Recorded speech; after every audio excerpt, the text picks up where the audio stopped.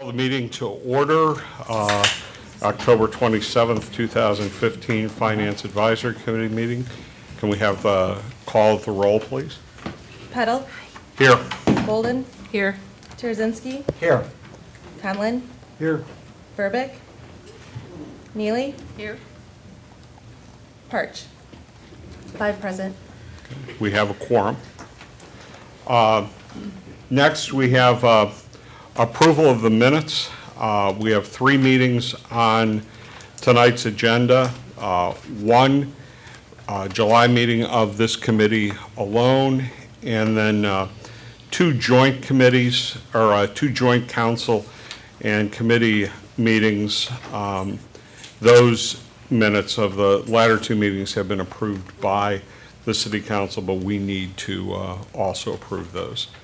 I think I'll take, unless there's an issue with it, I'll take an omnibus motion to approve all 3 sets of minutes, and then we can have discussion. So moved. Is there a second? Second. Okay. Any additions, corrections, comments on any of these minutes?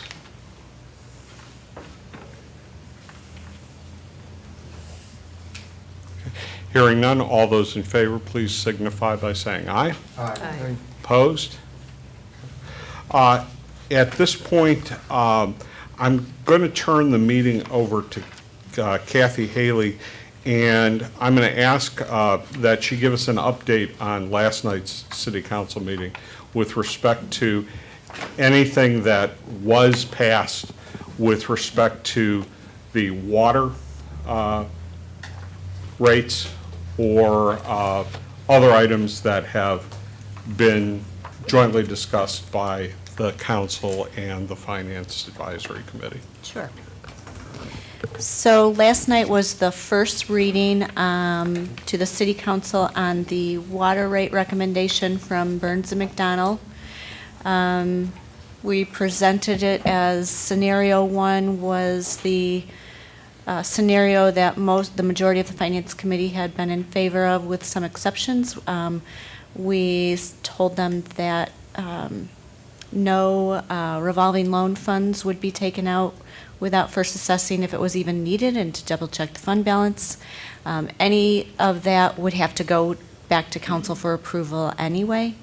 And 2, to keep 3% of the increase for capital and making sure that it's going to capital. So my quarterly report will incorporate the health of the water fund as it relates to the fund balance policy, which is 25% should be for operating, with the remaining for capital, with a minimum of $1 million. So Let me clarify. It would be 3 percentage points, correct? 3% of the increase.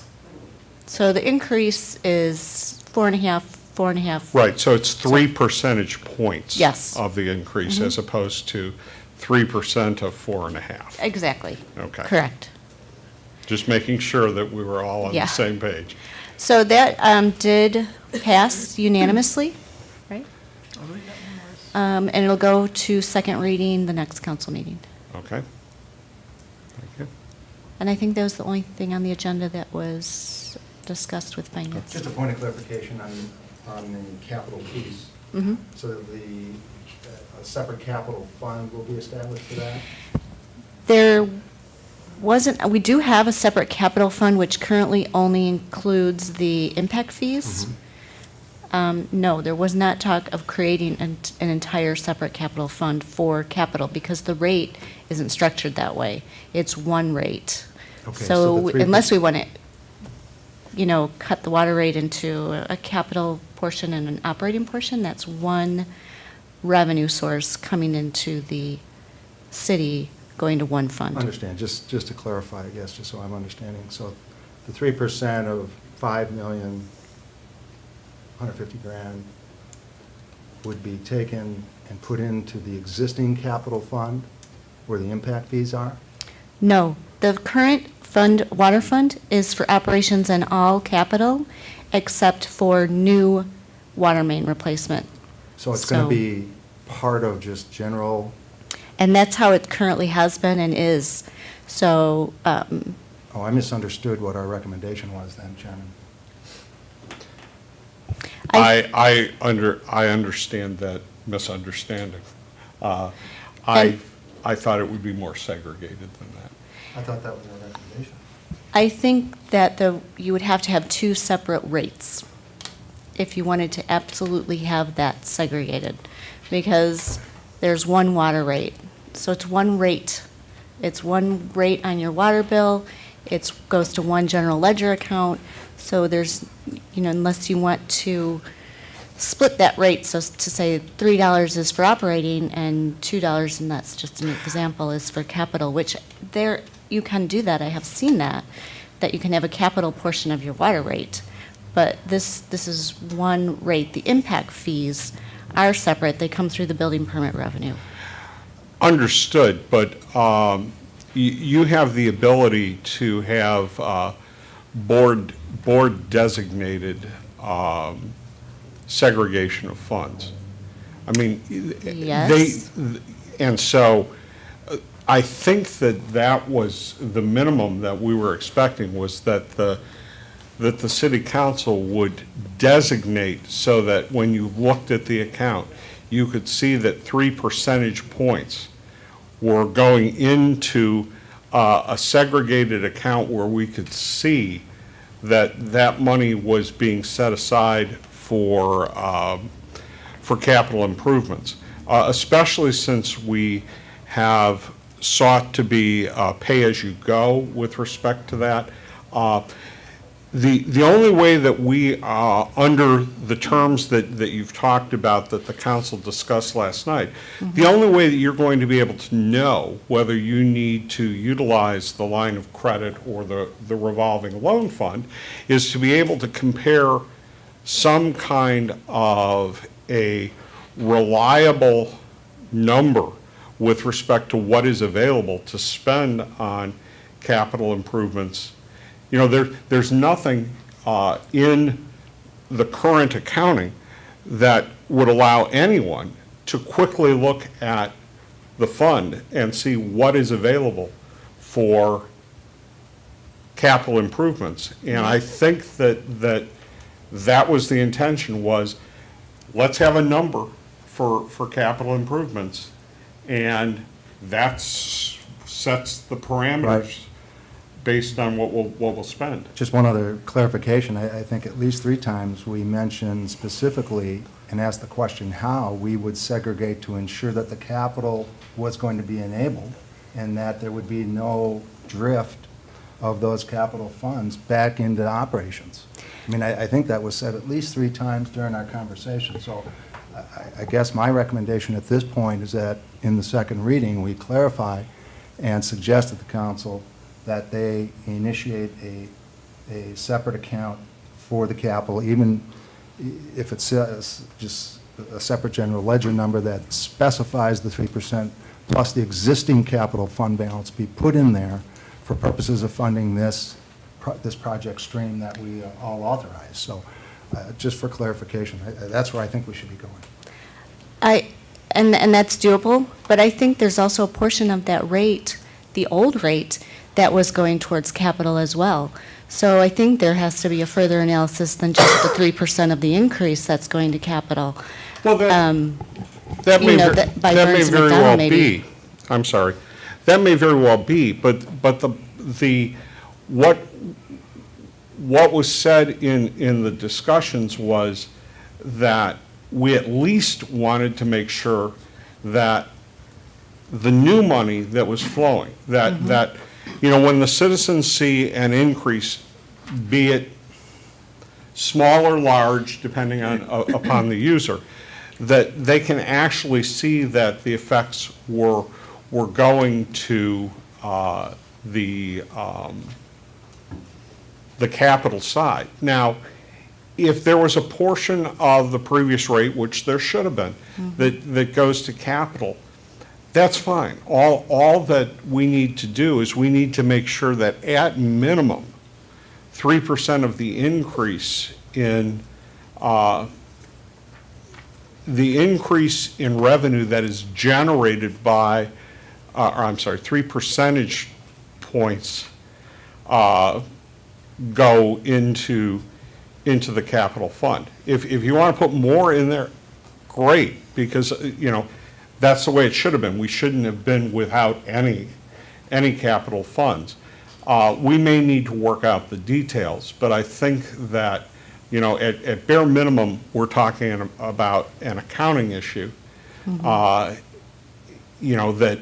we're at least segregating some funds, which may or may not be a policy decision that requires anything more than the council's done. But,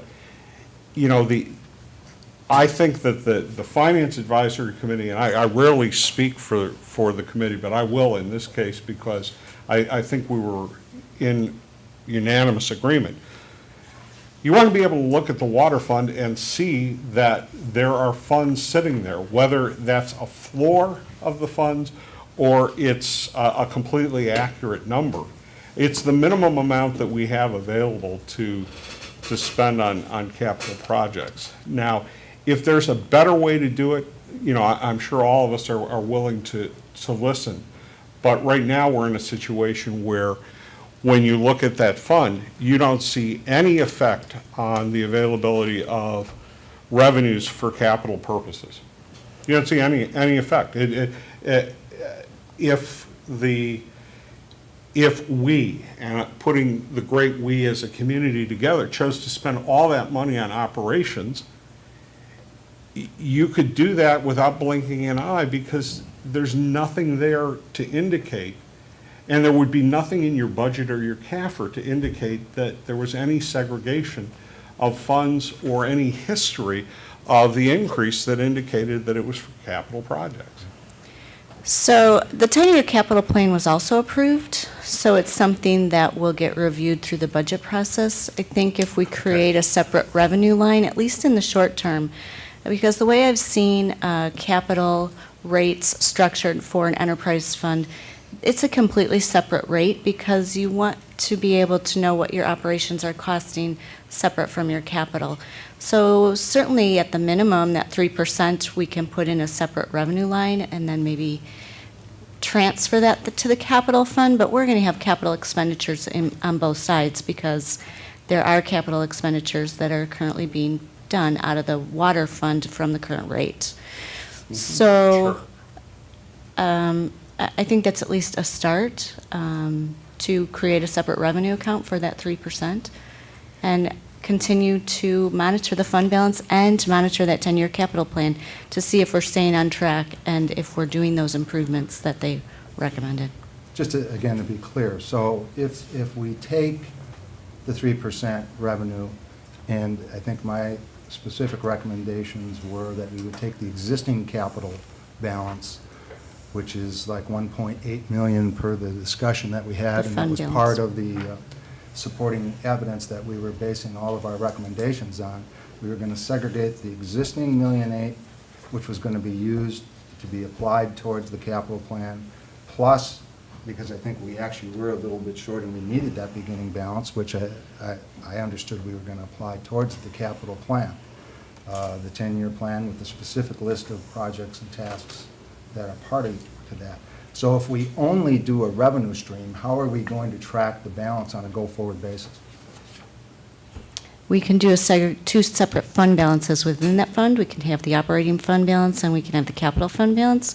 Or we can eventually incorporate a true capital fund for all capital, not just for new water mains.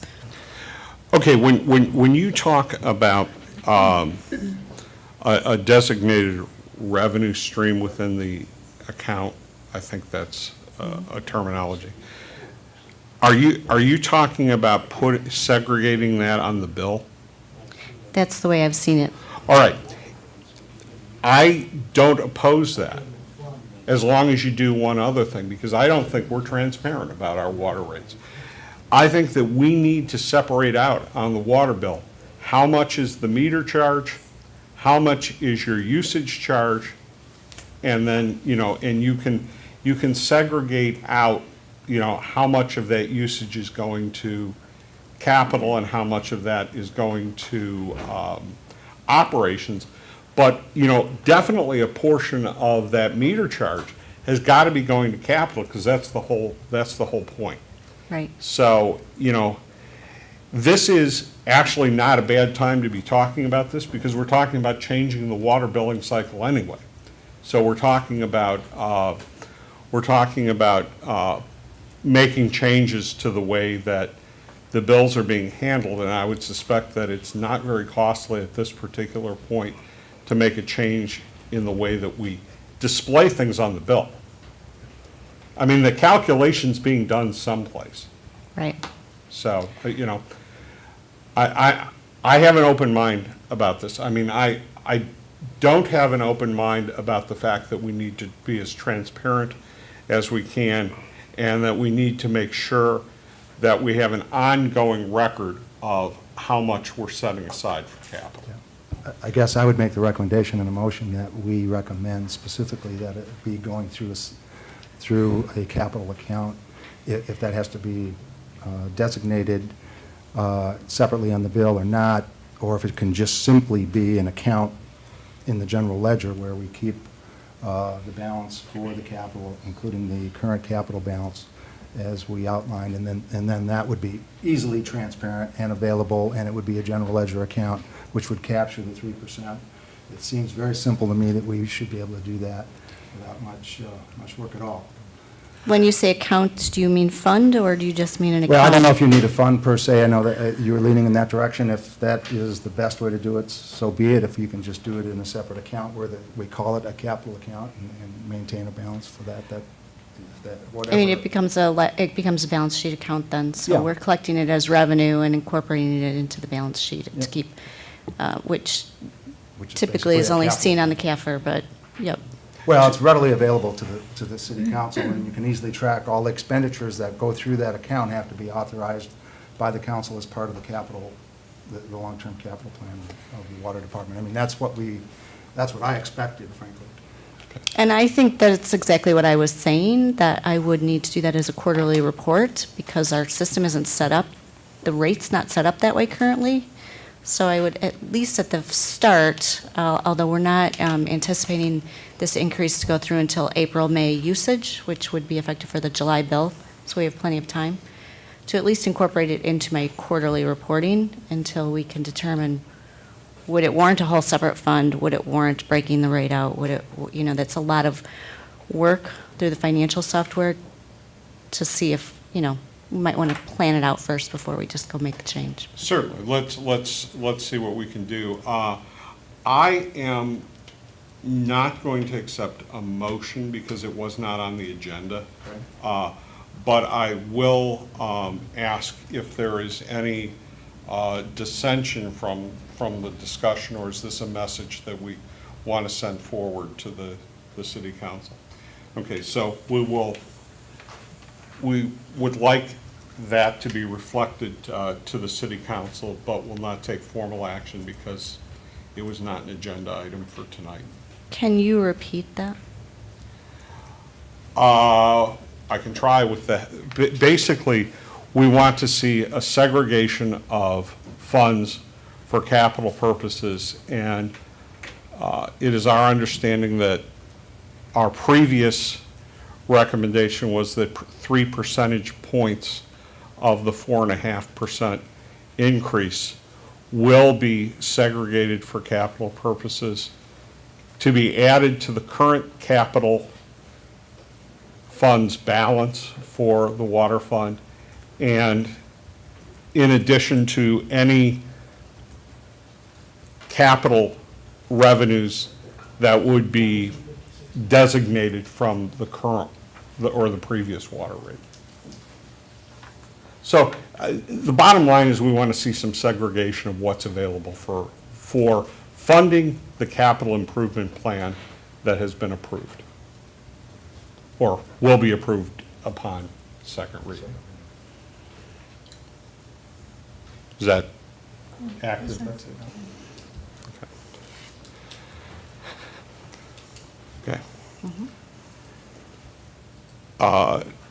Kathy, I think you said you had some more items, not necessarily related to the I don't think there were any more that Finance Advisory had discussed the. No, I'm talking about, I was moving past. Oh. Past the council meeting. You had said that in the absence of Ms. Hennessy, that we could skip. Right, I'm sorry, Elizabeth is stuck in traffic. Apparently, our president is in Chicago tying her up a little. So, Not president of NIU. This is the No, president of sorry. the United States. so I'm now speaking to the man behind the curtain. If he could go to the third presentation, we'll start with that one.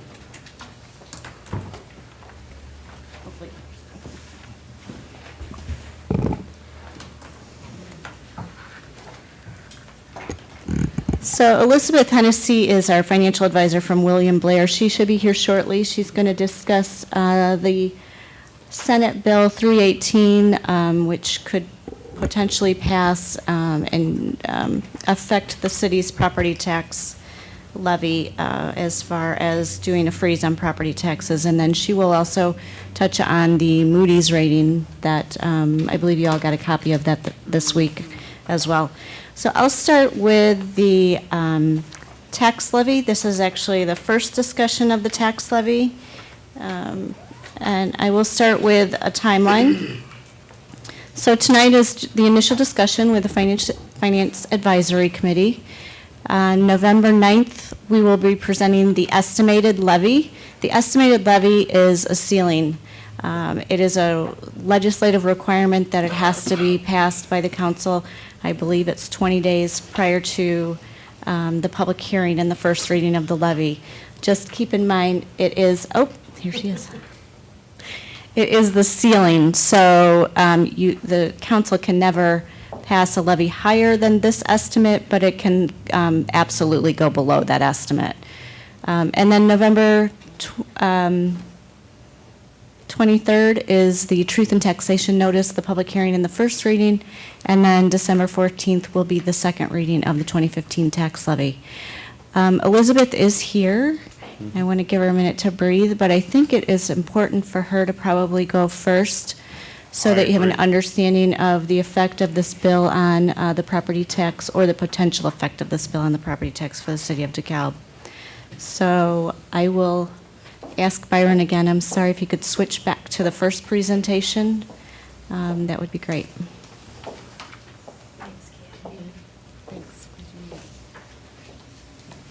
Thanks for having me tonight. I'm sorry I'm late. So we're going to start with the presentation on the tax freeze portion of Senate Bill 318.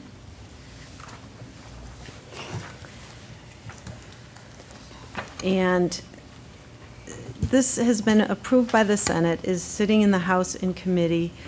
The bill has lots of things in it, so this bill itself may not be what passes, but the talk that we've heard is that this part of the bill, the tax freeze portion, is a negotiating chip in the budget talks, and very likely may reappear in some other bill. It would be part of some sort of grand deal that hopefully results in a budget for the state of Illinois. So what Senate Bill 318 has in it is something they're talking about it as a property tax freeze, but the revolutionary part of this bill is that it makes all taxing bodies in the state of Illinois subject to the tax limitation law. So DeKalb County already is governed by the tax limitation law. However, the city of DeKalb, by virtue of the fact it's home rule, has not been subject to this law. So the revolutionary part of Senate Bill 318, it not only takes every county in Illinois and makes it subject to the tax limitation law, even those who have had referendum votes to defeat tax caps, but it makes every home rule municipal entity as well, including the city of Chicago, subject to the tax limitation law. So the tax limitation law really groups your tax levy into two pieces: the operating tax extension and that governs all levies except bond and interest. And for those levies, it makes them subject to a year-over-year increase of CPI only, plus a factor for new property. Within the bill, they're specifying that levy years 2016 and 2017, the CPI will in fact be zero. However, the good news for cities and villages is that the levies for public safety pensions are excluded from the cap. So those can still be increased without regard to the tax limitation law. The second group, or bucket, if you will, is debt service. So debt service on bonds that are issued without referendum after the law goes into place may only be issued if the payments for those new bonds do not exceed a debt service extension base. And what that is something that's established by the amount of the debt service levy in place at the time the tax limitation law goes into effect. And in Senate Bill 318, that's levy year 2016. So the city has lots of general obligation non-referendum bonds outstanding, but you have only been levying for one of them, and that's the library bond. The other ones are paid by a mixture of sales tax, TIF revenues, general corporate fund. So you're using your other operating funds to pay for most of your debt service. Then the third category is debt service on bonds approved by referendum. So bonds that you go to the voters and get approved, those are not included in the restrictions of the debt service extension base. Elizabeth? Yes. When, I'm getting confused because of alternate uses of terms. When you say levy year 2016, do you mean tax year 2016? I do, yes. So that means collectible in 2017? Correct. Okay, thank you. Thank you. Okay, just a quick history. In 1991, the property tax limitation law was enacted in the collar counties around Cook County. Lake, Will, Kane, DuPage, McHenry. In 1994, the limitation law was enacted for Cook County. And then in 1995, they amended the property tax limitation law to allow for the issue of non-referendum bonds as long as the payment on those bonds, the annual payment, did not exceed what was levied for debt service in 1994. So for those counties that had the tax cap back in 91, if they didn't have any bonds outstanding prior to that, that happened to have a levy in 1994, they were unable to issue any additional bonds going forward. In 1996, they extended the option to enact the property tax limitation law to all other counties in the state pursuant to a countywide vote. And for those that had a positive vote, which I believe DeKalb was one of them, and I can't remember if it was 96 or 97, because you could do it any year after that. The year of the first year that the PTEL was effective, so like if you were in 96, levy year 96 or tax year 96 would be affected. So that year also would establish the debt service extension base. So for Cook County and for every other county that saw PTEL coming, they had the opportunity to issue bonds to establish a debt service extension base. Many of them did, okay? And many of them are doing it right now in light of the possibility of this bill coming. And then Tom. I'm sorry, I have to ask just one question. When you said in that bucket two for existing bond, only up to the debt service extension base that's established in 16?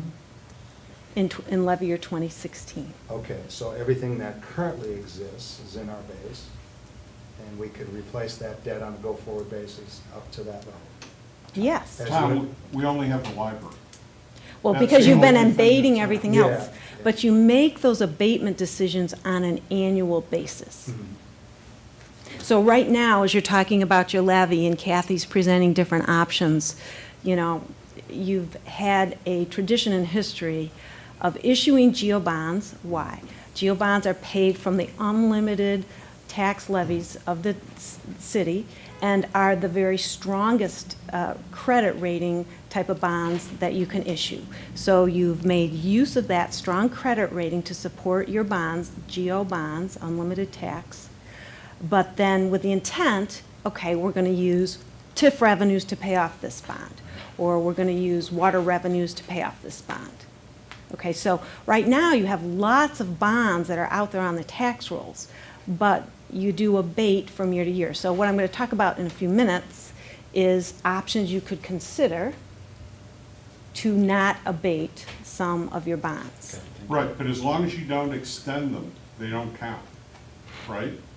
Right, if you abate them and don't extend them, they don't count. So right now, the only thing that would count toward our debt service extension base is the library. Yeah, based on what you've been doing historically. Okay. Yep. In 2009, a CPI factor was added to this debt service extension base. Okay, so that's just like the aggregate. So page 3 is a map. Oops, let me go there. The orange counties are those subject to tax caps. The blue counties are those which have defeated tax caps. The white counties are not tax capped and have not brought it to a vote. However, PTEL is the law in 39 of the 102 counties of Illinois, which represents 80% of the population.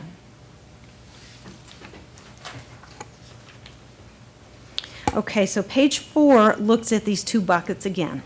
So the aggregate extension base is the total amount that you levied the prior year for your operating funds. And so you take that number and it's limited to CPI plus a factor for new property.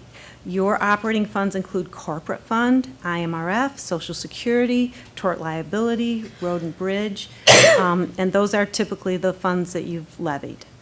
So the formula is that prior year extension times 1 plus the CPI divided by the EAV minus new property gives you a fraction or a rate. That's called the limiting rate.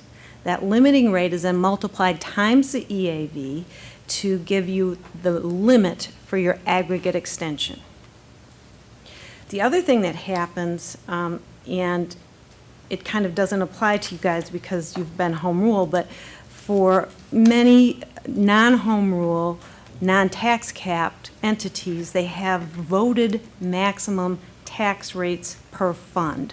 Like your corporate fund would have a maximum voted rate. We'll see that in a minute. So those rates disappear and the statutory maximum rates take their place. It doesn't mean that you can just take every fund up to its maximum under tax caps because, again, you have that overall limit of the amount that you're levying cannot increase more than CPI. It's just you have more flexibility to put it in the different funds. Debt service extension base, the other bucket we talked about, it refers to the dollar amount of the tax levy for non-referendum bonds.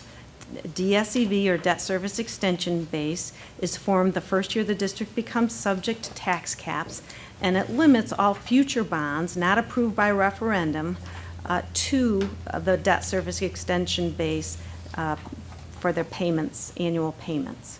All the other rules for issuing non-referendum bonds still apply. So let's first talk about the aggregate extension base. So here's from the statute the maximum tax rates that you could have in each funds, and you're looking at these funds and it's hard to even know that they all exist, and I think there's even more in different parts of the statute, but corporate is the most typical. There's a garbage fund, police pension, fire pension, IMRF, street bridge, fire protection, police protection, audit, liability insurance, street lighting, crossing guards, forestry, workman's comp, unemployment insurance. And then that's the aggregate base levies. And then there's limited bonds for non-referendum bonds and then referendum bonds. So again, all operating tax levies may not exceed the aggregate extension base except for pension levies for public safety.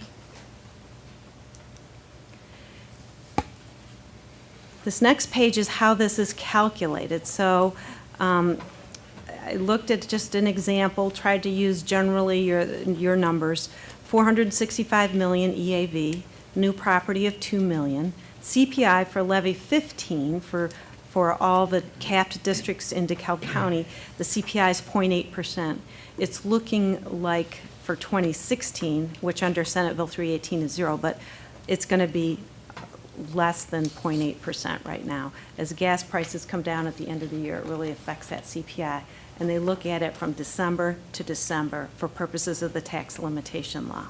So we're in a very low CPI environment. So the formula, again, is a prior year's extension times 1 plus a CPI divided by EAV minus new property. And just to point out, the idea of getting a boost from new property, the philosophy is new property is something that's a new addition to the EAV in the district, whether it's a development, whether it's a new business, whether it's a new housing development, or whether it's an expiring TIF. That is treated as new property as well. So the way they accommodate that in the formula is they subtract it from the EAV in the denominator of this limiting rate. So it makes the denominator lower, which makes your whole fraction higher. So that's how the limiting rate gets a boost from new property. Does that make sense? Okay. So in this example, the limiting rate calculation here is 1.09 tax rate. So we take that limiting tax rate times your EAV is your aggregate extension. So in this case, we went from 5 million up to 5,068,500. So now that amount gets distributed between your funds. Again, corporate, IMRF, Social Security, those kind of things. And then, of course, police and fire pension are outside of that. Okay. So I thought I'd just give you an example looking at the max rates and looking at your tax bill. So I actually meant to put, let's go to page 9, and then we'll come back to page 8 after we go through 9 and 10.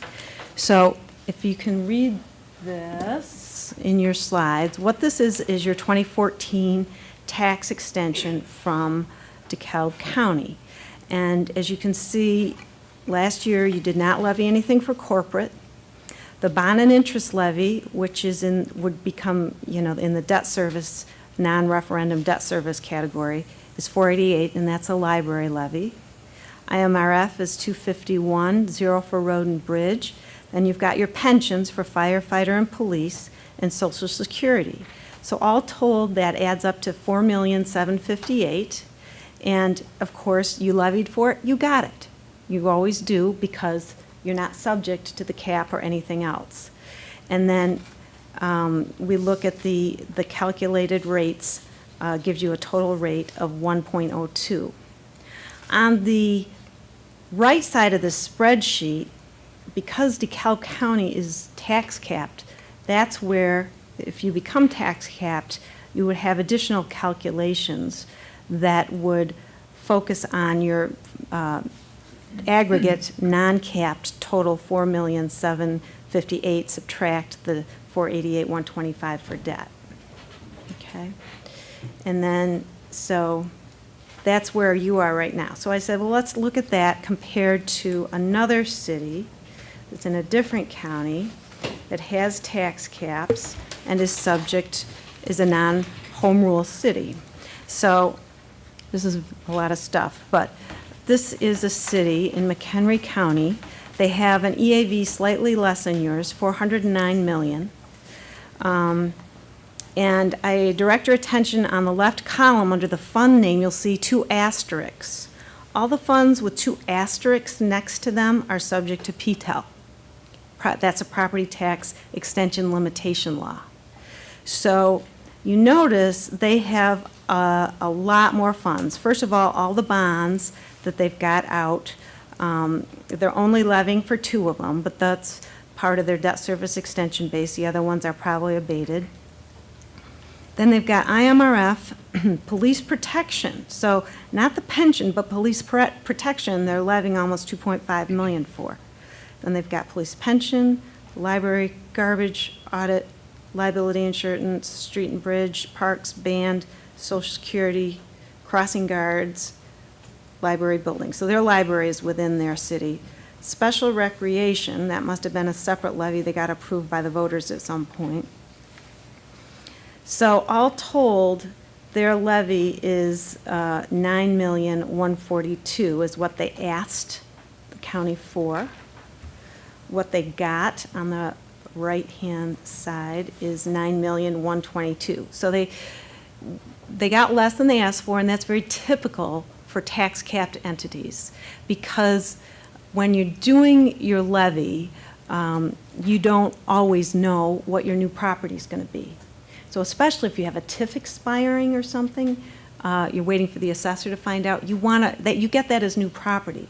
So what we find for capped entities subject to the tax cap is that they might levy up higher, balloon levy, to, quote, get it all, because they don't know what that new property is. And when you're under the tax cap, whatever that extension is determines, the next year and the year after and the year after, because that's your base plus CPI the next year, okay? So the strategy is multifold. You want to, number one, levy high enough to capture your new growth, because that new aggregate extension base becomes your base for all future levies. And number two, then you want to think about where you need those funds the most. And you have flexibility to put them in each fund within that, totaling up to that full amount as needed. Okay. So corporate levy obviously is your most flexible. If you levy that, you can use that for many of these purposes. So anyway, I just brought this example up. Now, compared to you with similar EAV, these guys have a tax rate of 2.23 and a total levy of 9.1 million. And you guys levy under 5 million for the same size base. So, Sorry, I have a question. Just home rule versus non-home rule as far as capturing growth. Not our home rule, in the case of when a TIF ends, of course, we'll know when that happens and we can incorporate that growth, but the only way we capture that growth currently as home rule is by increasing our dollars. So and I don't mean to say it's an advantage or disadvantage, but we don't have the advantage currently of just ballooning our levy, having it go to the county. They know by February what that growth is. They can, capture that growth for us and either decrease or most likely decrease our request because we're ballooning our levy. right. Correct? Okay. That's right. So as home rule, you kind of take what you need based on what your needs are, and you're going to get it. Under caps, that's not the case, Right. Okay. because you just don't know what you get. You know what your needs are, but What's the total of their total rates? I can't read it. 2.23. No, the total growth. Is that that's just the city? Just the city, 2.2, okay, thank you. Yeah. That's not their total. It's the city's, Yeah, the just the city's city's. total, yeah. So, I mean, there's cities who do things all differently, but I just thought this was kind of an interesting example. So strategically, if this is going to become law, what you might think about is if this Senate Bill 318 goes into place, the first levy it will be in place for is the 2016 levy. So as you levy for 2015, you need to think about this as establishing your aggregate extension base for next year, 2016, where actually there's going to be a 0 CPI under this law, okay? And for the next year, 0. So 2015 is an important year to think about how we're going to set that aggregate levy, because it not only implies just for 2015 levy collected in 2016 for fiscal 2017, it impacts your levies down the road. in these funds. Now, I know when the original PTEL went in, they would go through rate by rate and check your extension.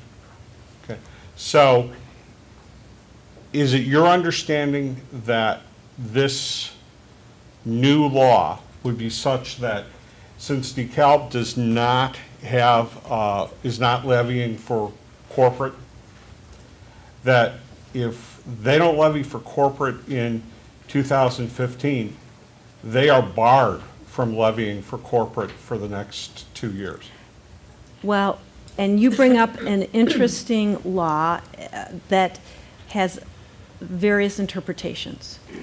Now, the county clerks, first of all, I would advise you to get something in that corporate levy for 2015, okay?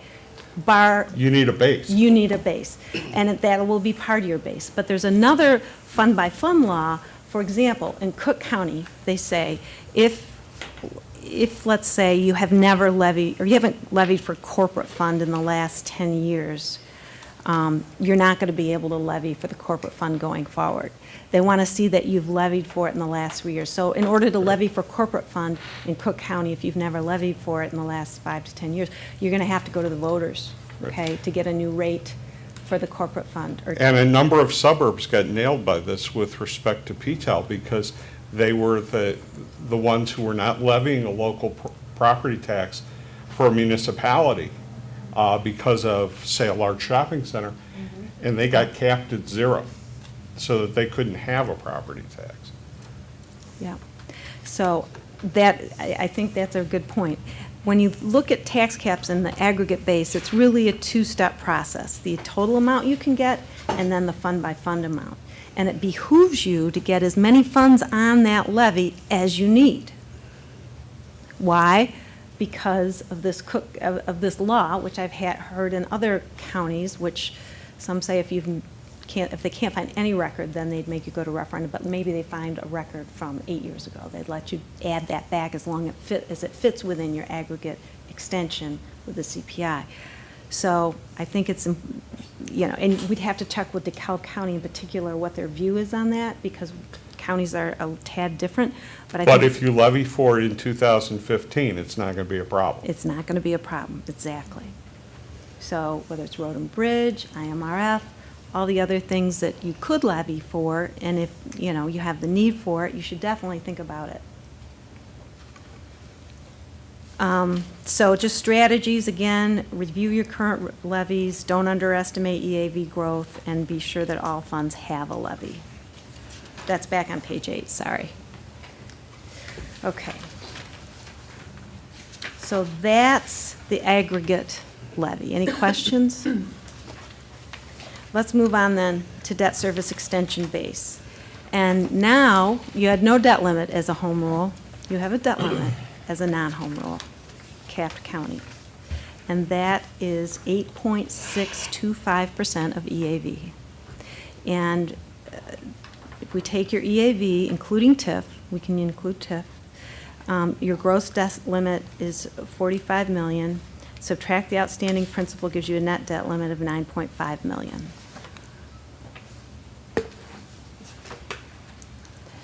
Okay, so right now, the city is levying for the library bonds. So if this law goes into effect, that 2016 levy for the library bonds will become your debt service extension base, okay? Assuming you continue to abate all the other levies. Let me make sure that, I think we might be conflating some things here.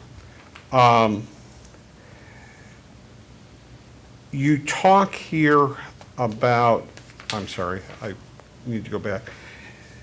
There's nothing in the law that sets a debt limit, correct?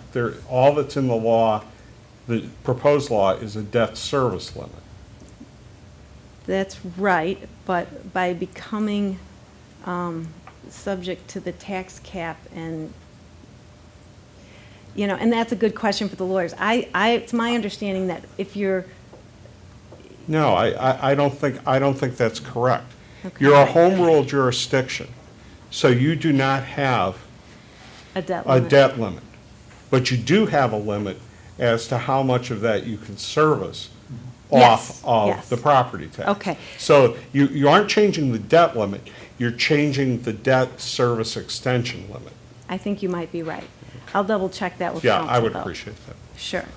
Okay, so page 12 looks at the library bonds, which are currently outstanding. And if you continue to abate, the other bonds that you have, then that becomes your debt base.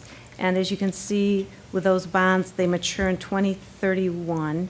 So you really have no additional capacity until 2032. Now, I did not add the CPI factor onto this debt service extension base, but there would be a CPI factor applied. And page 13 is a picture of that. So page 14 talks about the deadline for bonds to be exempt from PTEL's March 1, 2016. Under Senate Bill 318, establishing the debt service extension base is established for the 2016 levy year. And if non-referendum bonds are issued prior to March 1st, they can establish a larger DSCB. However, the city, because you abate so many bonds, if you do not abate in levy year 2016, you can increase your debt service extension base that way. So I just did an example, page 15. So let's say in levy year 2016, next year, you don't abate the police station bonds, which include the 2012 and the 2013 bonds. We call that debt, it was about $900,000 a year. So that gets added then to your library bonds, giving you a debt base of $1,385,881. And if we assume you continue to abate the other bonds with the revenue sources you have been using to do so, your base is then $879,000 in 2017 and thereafter, and then gets even larger after in 2032. Okay, so that would allow you to issue more non-referendum bonds with simply not abating part of your levy for 2016. But then it assumes, of course, you are going to continue to abate those levies going forward. So you would do this just 1 year? Yes.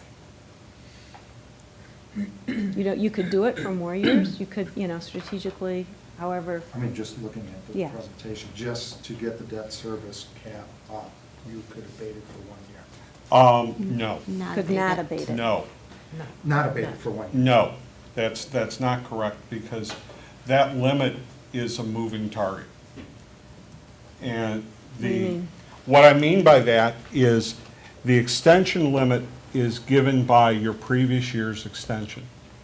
So if you only abate it if you don't abate it in the first year, but you abate it in the second year, your extension limit drops by that amount.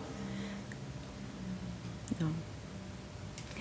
In the law, 2016 establishes your debt service extension base, just like for all these other counties. That's correct, but the way that the extension law works, you look back 1 year for your extension limit. That's for the aggregate extension base. Right. That's not for your debt service extension base. You mean as you retire the debt, it doesn't go down? No, I don't. I don't understand that statement. I don't believe that your interpretation is correct. Well, that's how it works for all the other counties in the state of Illinois.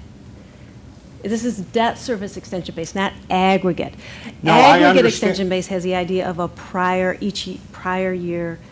I is built understand on. that, but you don't get your extension limit based upon 5 years ago. You get an extension limit based on what you extended. Right, we're Even- suggesting extending levies for the library bonds and the police bonds. I understand that, but you have to keep doing that. Uh-uh. I'd like a legal opinion on that, because Sure. I think that's I don't think that's correct, because every other extension works that if you don't extend it, you lose it. Not on debt. Okay, all right. Okay, I wasn't aware of that. And if you're correct, that's fantastic. I would love to be proven wrong. Yeah, it doesn't Okay. build on it. Now, Okay. the CPI builds from year to year, which makes that base bigger, but they choose a year for your debt, to establish your debt service extension base, and it's the year that you get capped. And in Senate Bill 318, 2016 is the year they've set forth.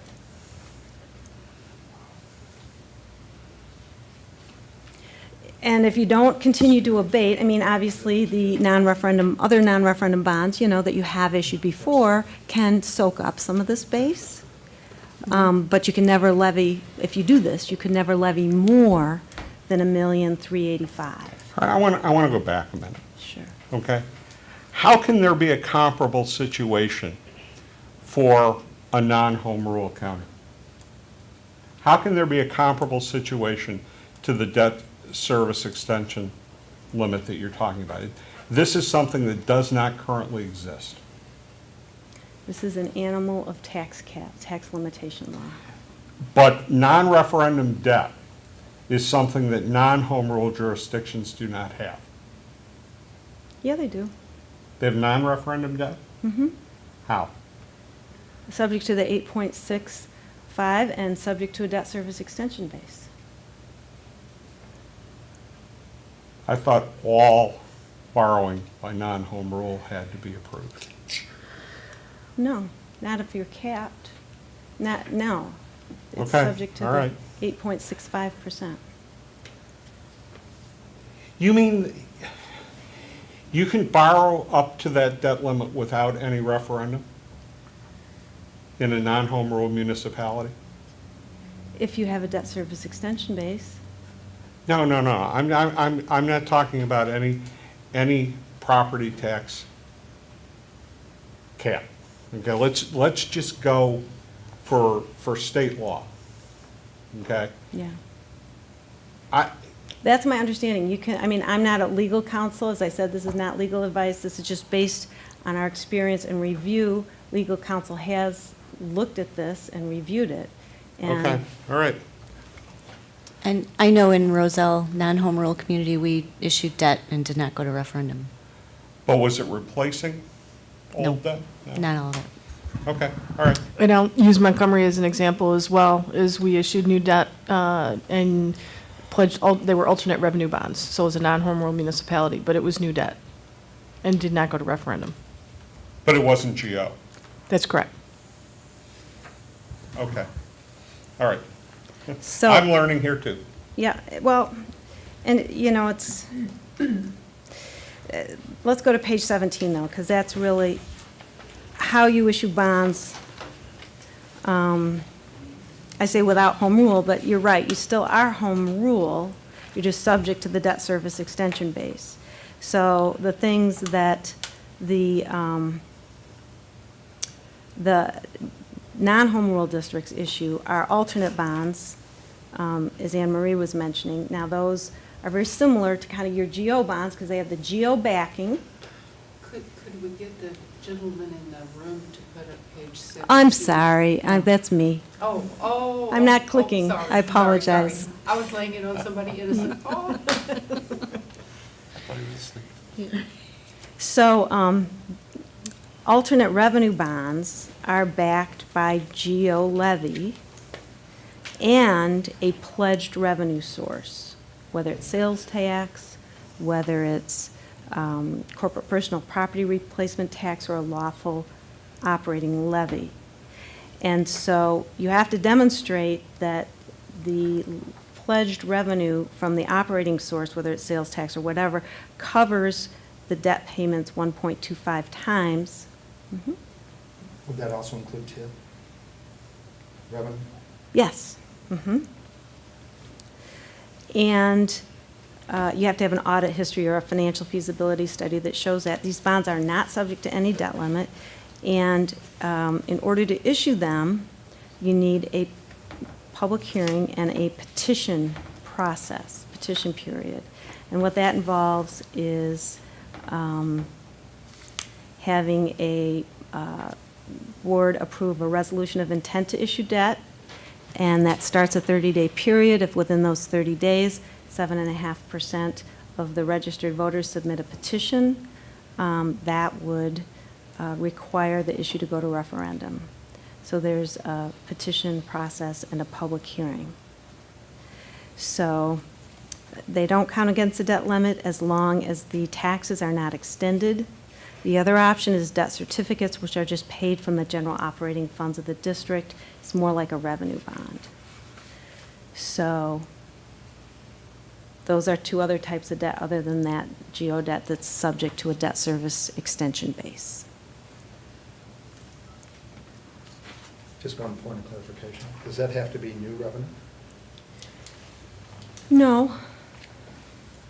You just have to be able to show coverage. Okay, so you could take existing revenue and apply it to a new debt, which in fact, well, I And- guess if you're limited, that's still going to bite you, Yeah. because you're reallocating the revenue piece. It's a gross revenue pledge as opposed to a net revenue pledge. But it wouldn't stop new TIFs if you were planning to do something. Yeah.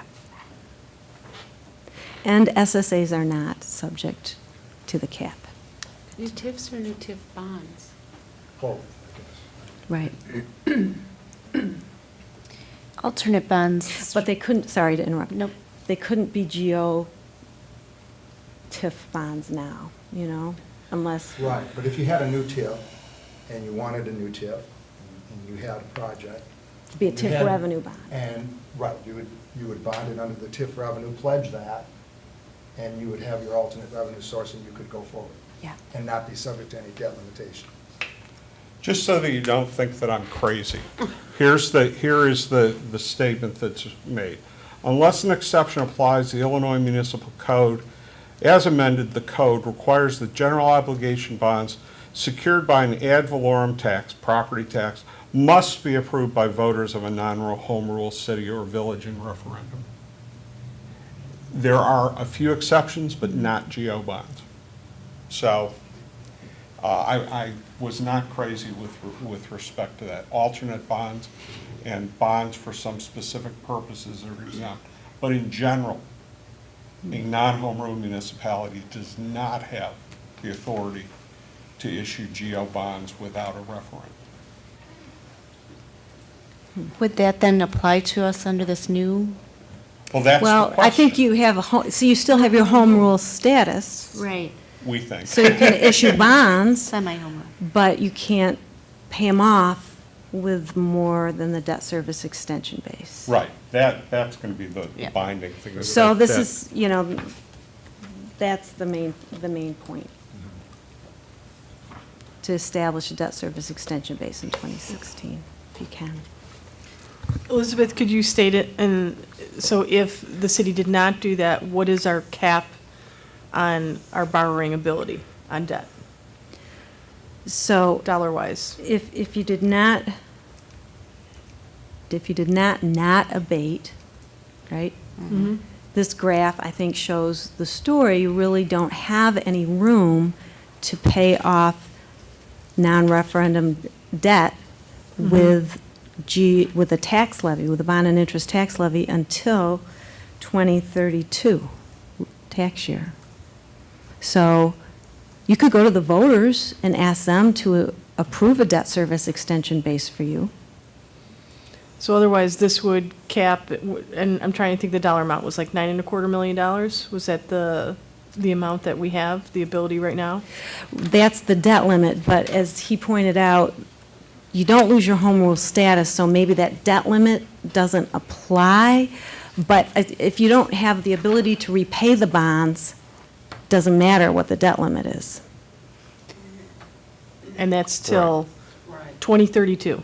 right. Right, With the exception of alternate revenue bonds. right. Which, higher interest rate? Alternate Well, revenue bonds? they are not a higher interest rate because they still have that GO pledge, Okay. but you have to go through the public approval processes of the petition period and the public hearing prior to issuing those. Okay. Even if they're TIF? If you're doing TIF revenue bonds without any geo backing, no. Okay. You can just do those. You can do any revenue bonds. It's just payable from city revenues. But those are going to be the ones that have the higher interest rates, as opposed to the alternate revenue bonds, which have the geo backing. Yep. Make sense? Yep.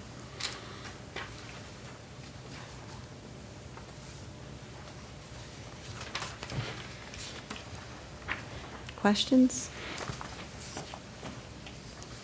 Just a ray of sunshine tonight, on a rainy night. Do you want me to go to the next presentation? Yes, so I think we'll just go on to presentation number 2. Elizabeth was just going to kind of go through the Moody's investment rating that just came out briefly, so.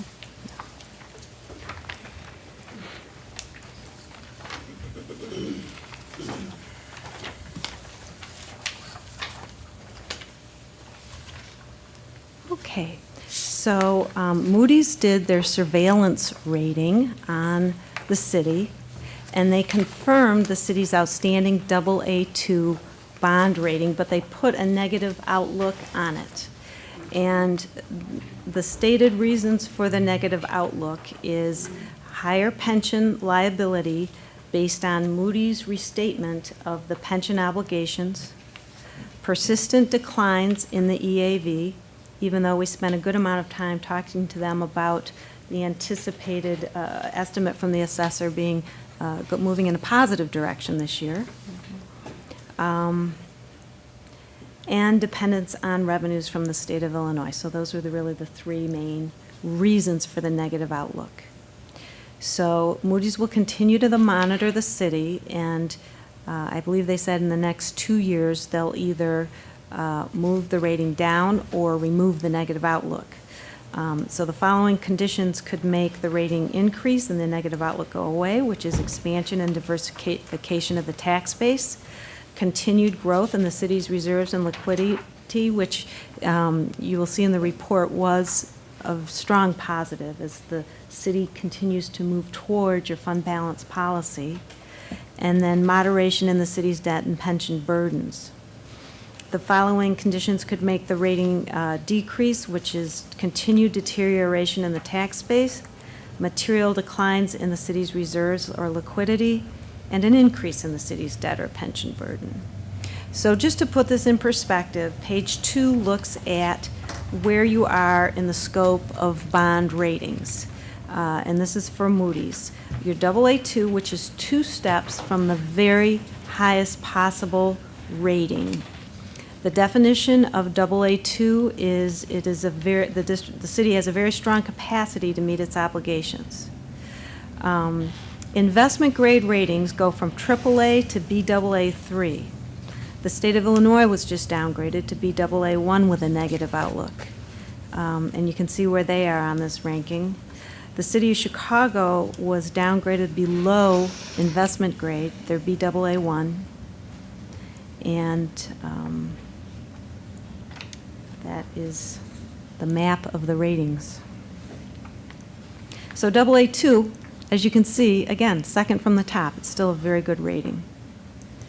Now, Moody's has revised the rating criteria from the last time the city was rated in 2013, in that instead of, they moved the weight to the debt and pension category to 20% up from 10%, okay?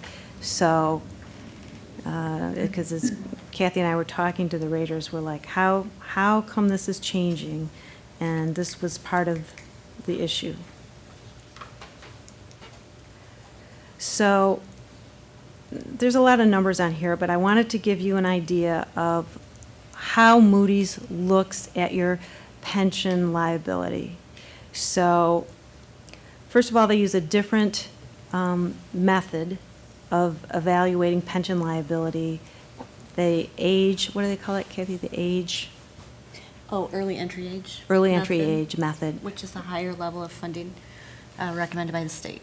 Yes. So they use that method, and then they also adjust it to come up with what they call the adjusted net pension liability. So that equals the adjusted liabilities subtract the plan assets. So for the 3 pensions that the city has, in all forms of actuarial pension liability calculations in Illinois right now, 7.5% is the discount rate they use. Moody's thinks that's too high. It is. Yeah. So what they use instead is the Citibank Pension Liability Index, which for the fire and police this year is 4.33, and for the IMRS is 4.95. And this, varies with interest rates, and it moves around from year to year. So what they do then for this calculation is they take your adjusted liabilities and they project forward at 7.5%, and then they discount back at their 4.33 and 4.955%. And it's a good question. Why do they use 13 years? And we asked them that. We're looking, Anne Marie asked that as a very good question. And they just use it standard for all pensions because they don't have access to the actual years that your actuarial report is using. So that's their standard, and they're sticking to it. Just a question about that. Is this different than what they've ever done regarding the pension calculation? Is this part of the formula changed, or is this what they've always done? In 2013, they were doing this too, and I actually did a calculation sheet for you in 2013. Okay, so none of this is different. But This the- piece, just the weighting is different. The weighting is different. The only thing different about this piece is in 2013, the interest rate they were using was closer to 5.47%. So again, it was different than the 7.5%, but it wasn't as low as it is now. Okay. So the But they lower were that. doing this analysis. They were doing They this were always analysis, discounting. Okay. yes. Mhm. So then we get the discounted cash flows, and then the ANPL, adjusted net pension liability, they calculated is $123,200,000, and they look at that as a multiple of your operating revenue and come up with a ratio, general fund revenues, I should say, of 3.72%. Okay, or times, 3.72 times. And that ratio they compare from city to city. And there are comments back to us, although I've not seen in their medians what this is for other cities, is that they like to see it between 1 and 2. So that was part of the reason for the negative outlook. Can I, one statement on the 7.5%. That's also the percentage we've used that, with our third-party actuarial valuation for the police and fire pension funds. We can certainly decrease that. Decreasing that will increase the city's contribution to the pension funds, because basically that's an actuarial assumption saying we're going to earn 7.5%. If we're going to earn less, then the city's going to have to put in more. And just as a history, 7.5% for some of these large funds isn't unheard of, albeit this year it was unheard of apparently, but FY14, you have the firefighter pension fund earned 14.27%, and the prior year was 9.52%, although this year it was down to 0.52. So it certainly fluctuates, but I just wanted to clarify that. I don't know if this is do you have a lot more? Mm-mm. Okay, I'll let you finish that, please. Okay. Page 5 is just more on the pension. They looked at their ANPL calculation. They went back to 2010. And in their numbers, it's increased, whereas maybe, I'm not sure on your methodology. I don't think it's increased certainly this much. And then, just as I was mentioning, the big difference is the 4.3% versus 7.5%, and then they're looking for that ratio to be between 1 and 2, they told us verbally, for other comparable AA2s. And then the last page is just this debt ratio page we've looked at over the years, which looks at the EAV with TIF, full value, outstanding direct debt, overlapping debt, and these different ratios and where you are, which is not really that different from what we were looking at a couple years ago. And then we have the medians for other AA cities. So with regard to direct debt to full value, you're a little higher than other cities, but you're very close to the city's debt policy of 2%. The per capita debt is at 808, very, even lower than other AA cities, and the city policy is to keep that under 1,200. Direct and overlapping, you're at 3,087. City medians for AA rating is 3,735. Debt burden, which looks at direct and overlapping debt to the full value, and full value just is the equalized assessed value times 3, trying to get at the full market value of the city, is 9.31. Other AA cities is lower at 4.40. Moody's recommends it 3 to 4%. I don't think we have a policy recommendation on this one, simply because, and rightfully so, you can't control what the other taxing bodies do, and that's what overlapping debt involves. Then debt as a percentage of the general fund, you're at 10.95%. Other AA cities are at 6.9%, a bit lower. Moody's recommends between 5 and 15%, and the policy of the city is at 10, so you're right in there on that one. Payout is how quickly you're paying out your debt over the next 10 years, which is 74.1%. Other AA cities is 78, so you're better than those cities. And then general fund balance, moving in the right direction, 17.9%. General fund as a percent of revenues. City policies at 25, moving in the right direction. Other AA median cities, 48. So this is most recent January 15 update for other AA cities. So that's it. Couple things. First, my main comment is for citizens who have read this, and I've talked to some of my colleagues in the field over the last few days, and they had the exact same reaction I did. First of all, I think this is one of the most irresponsible documents that I have ever read. Moody's has gotten a reputation nationally for going after people without doing their homework. And they certainly did not do their homework with respect to some of the negative outlook. To fault the city for being overly dependent upon state revenues is just patently false. They can make that comment with respect to the income tax. They cannot make that comment with respect to the sales tax. I'm sorry, even if it is a state law, it would take immense amount of effort to change. They cannot just stop paying the sales tax that we are owed. That is like saying we are dependent upon the county for our property tax revenues. The county collects them, the county does not control them. I think that's highly irresponsible for them to suggest that we are as tied to the finances of the state of Illinois as their negative outlook suggests. That said, I think that there is one thing that Moody's said in there, and I have harped on this since I have been on the Finance Advisory Committee, and we've got to take care of this. We cannot continue to fund our pensions at the lowest possible contribution.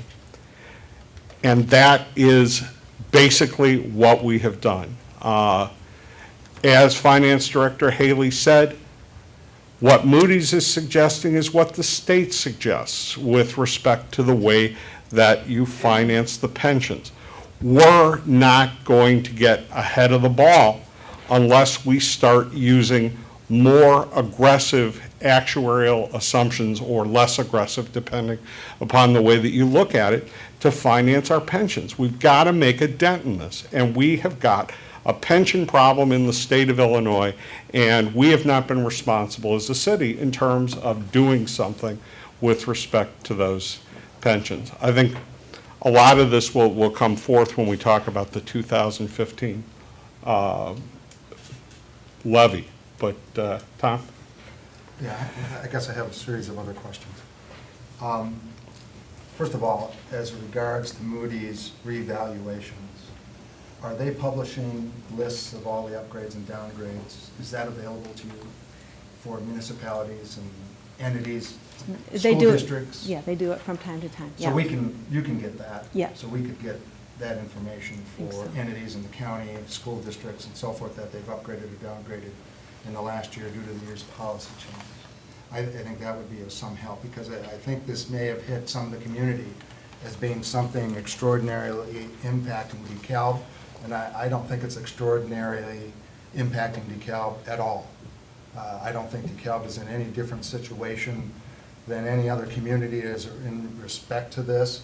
If I recall our pension discussions at some length, and I know the weighting here has changed, and I have a question about that, but I understood at the time that we discussed this at some length in prior years, is that we were at the mean or slightly above the mean as other entities and municipalities regarding where we were funded on pensions. We were not extraordinarily under the mean. So I don't know that that has probably changed very much either. I understand the concerns long-term, but I don't know that we were an outlier, substantially outlier to many other communities regarding pensions per se.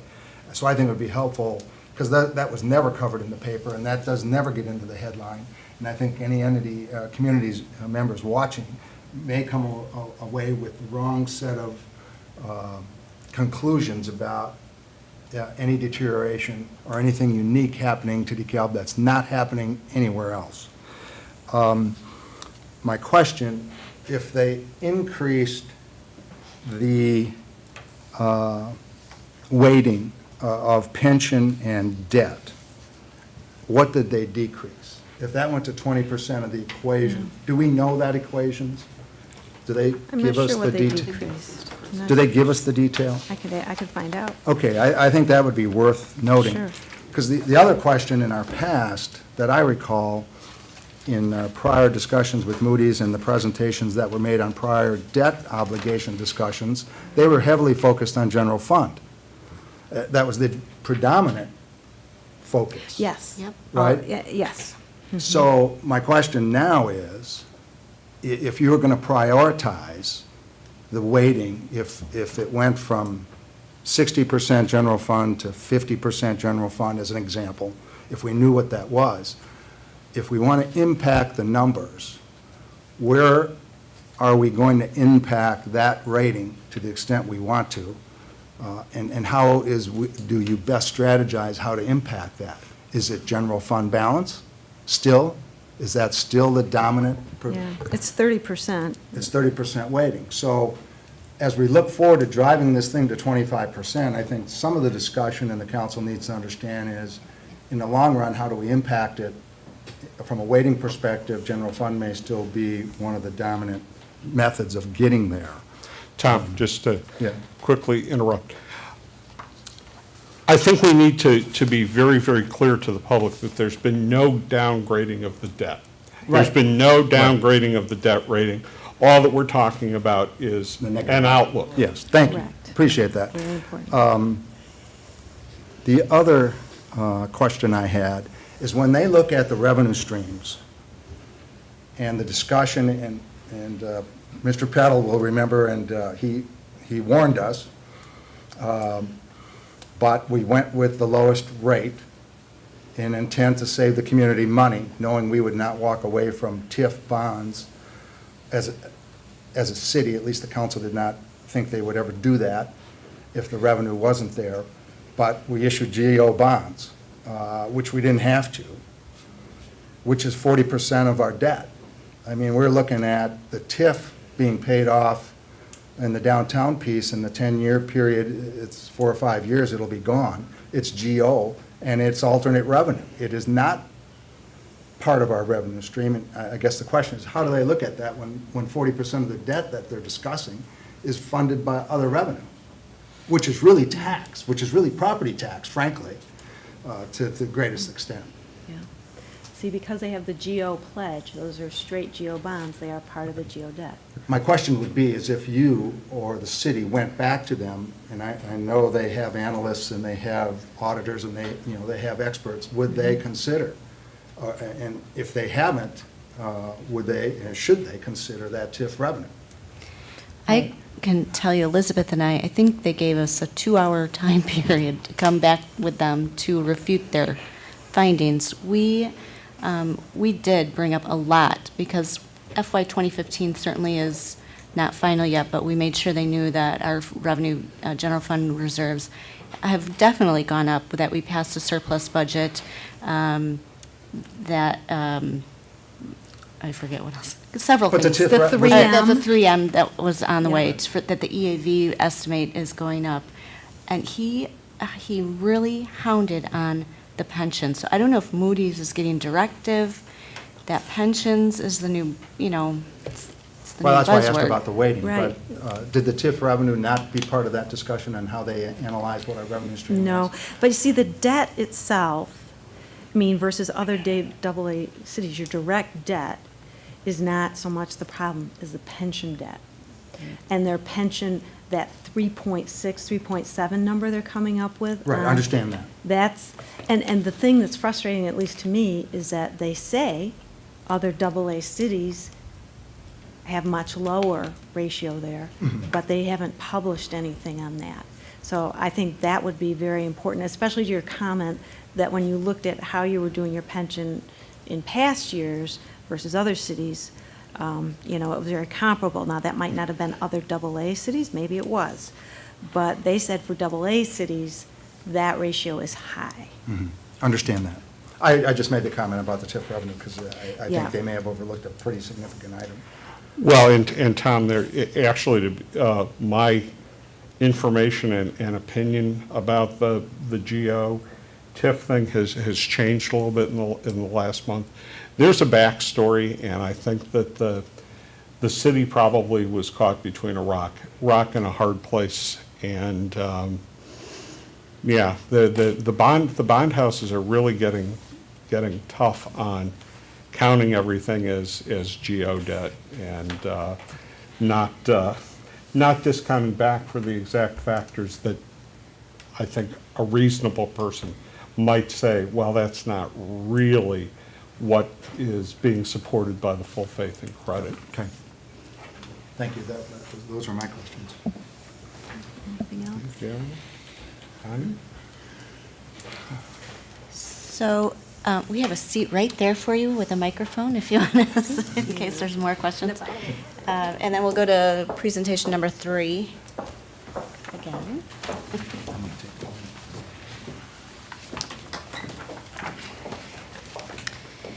I'd be happy to wait a few minutes if we need a break. 2 minutes. Okay. 2 minutes. Yep, 3 minutes. no problem. Don't run. This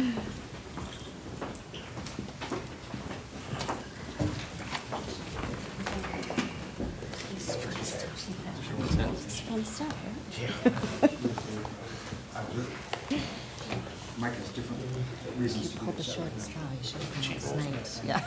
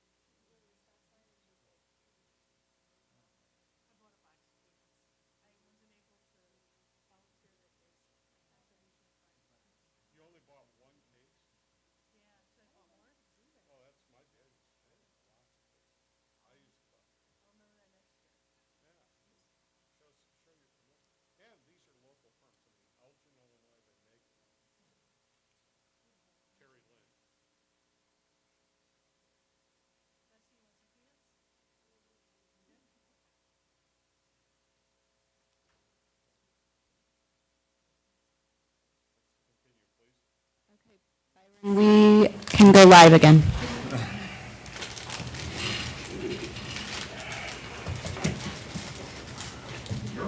Okay, thank you. So on to the tax levy. Again, the timeline, tonight's discussion, November 9th is just the estimated levy going to the city council. That's state statute, that's a requirement to bring to council 20 days before the actual reading of the tax levy. The public hearing will be on November 23rd for the first reading, and then the second reading is December 14th.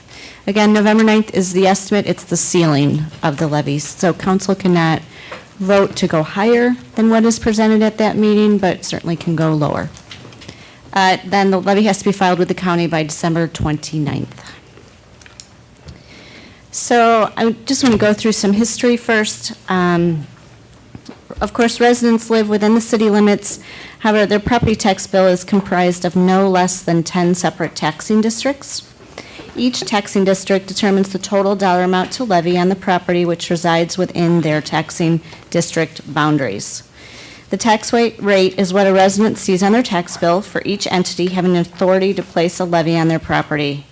The equalized assessed value, or EAV, of an individual resident's property is multiplied by each tax rate to determine the amount of the tax owed for that respective year. The city of DeKalb is a home rule community, so we levy for dollars. The tax rate becomes a calculation based on the EAV times the rate equals total dollars. So this is a picture of the 2014 tax bill allocation of a typical resident for the city of DeKalb. You can see, and I think Elizabeth showed this, our city rate is at 1.0245, and we're about 8% of this total tax bill pie.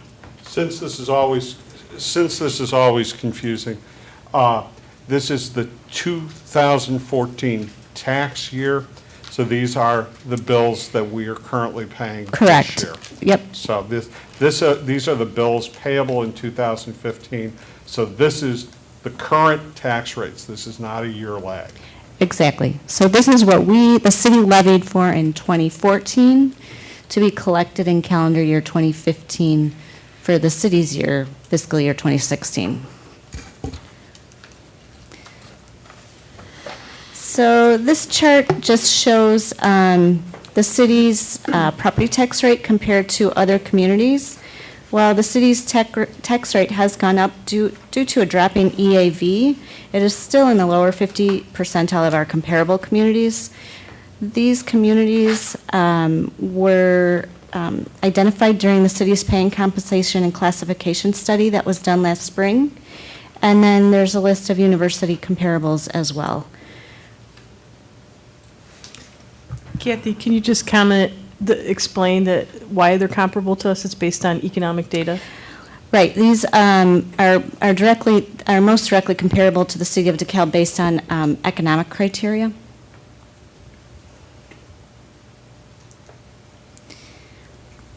So again, the EAV is determined by the Township Assessor's Office. The dollars are requested by the city for the city's portion of the resident's tax bill. That 8% also includes the library debt as well, so our portion is really about 7%, but therefore the rate is a factor of these two amounts. Over the past 5 years, the city's EAV has continued to drop, while levy dollars have remained fairly constant. This year, 2015, the preliminary estimated EAV, so couldn't get any more preliminary than that, is showing a slight increase, which is great because it's, as you can see, it has been steadily dropping. So even if it's not going up, at least it's not dropping. And typically the estimated EAVs have come in fairly equal to the final. Yep. Just a quick question on clarifying that. Does that include new construction? That includes new construction. Our new construction was showing less than $1 million at this point. So this chart just shows the correlation between this equation. I think this equation helps simplify the tax levy. Again, we levy dollars. The EAV is calculated by the assessor's office. So that rate is a factor of those two amounts. And you can see as that lower, or that bottom line, the rate slowly goes up where that EAV was dropping. In this slide, 2015, of course, is an estimate, but you can see we've held our dollars fairly steady. So the cities, was an attachment, I believe, in your packet. Attachment A, the city's levy is comprised of the following categories: general corporate, which we did levy for, I believe, in 2011, debt service, which currently is the library debt, a portion of our IMRF employer contributions, the police pension fund, fire pension fund, again, employer contributions, and Social Security employer contributions, a portion of those as well. So with the exception of the general corporate, each of these categories listed above are tied to a specific expenditure that the city incurs on an annual basis. So it's a very transparent revenue stream. You know exactly what you're collecting and where those dollars are going. There's only been 1 year in the past 10 that the city levied any dollars for general corporate expenses. This would include all those operating expenses that pension costs and a portion of, or this is the only portion of the community's tax bill that would not be tied directly to one particular line item. And again, we have not levied it, and it's not being recommended at this point in time. And Kathy, for the people at home, can you highlight what the yellow means? So in 2011, that was the year the city changed their funding methodology from the early entry age method to the PUC method. And it escapes me what that means right now. Projected unit of credit. Thank you. It's right on there. Okay, projected unit of credit method. The state of Illinois allowed the projected unit of credit method as a funding methodology to municipalities right around this time. It is a lower level of funding for the pension funds. It also obviously lowered our contributions that year. However, you can see that they've gone up since that time. And this year, GASB 67 and 68 that have come into play are using the early entry age method. Also, we know Moody's is using that method, which is the higher level of funding method, which will incorporate a higher liability on our comprehensive annual financial report, better known as our CAFR. So that liability is going to continue to grow. We're looking to be 90% funded by the year 2040, or that is a requirement currently on state, with the state.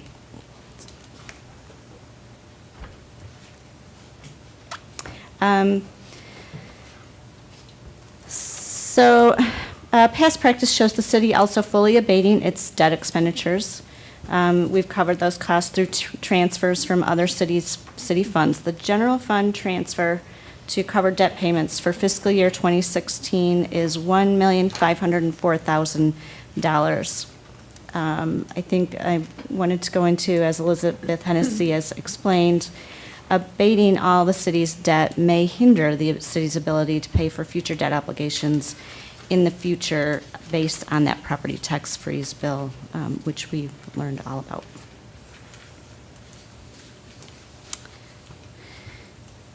So no other property taxes have been levied to cover any of the city's debt payments except for the library debt. We do levy for them to pay that debt. We are the issuer on that obligation. They pay that principal and interest every year. We transfer those funds to them. They don't have the ability to levy for those dollars. So we put that on our tax roll. The Executive Partners Incorporated Strategic Planning Review from June of 2013 recommended not making debt payments from the general fund. Making payments from the general fund, they stated, is not a sustainable practice, particularly in light of escalating employee and material costs. Specifically, the use of property tax over the life of capital items is instead recommended. The EPI report goes on to further indicate that some increase in property tax may be necessary.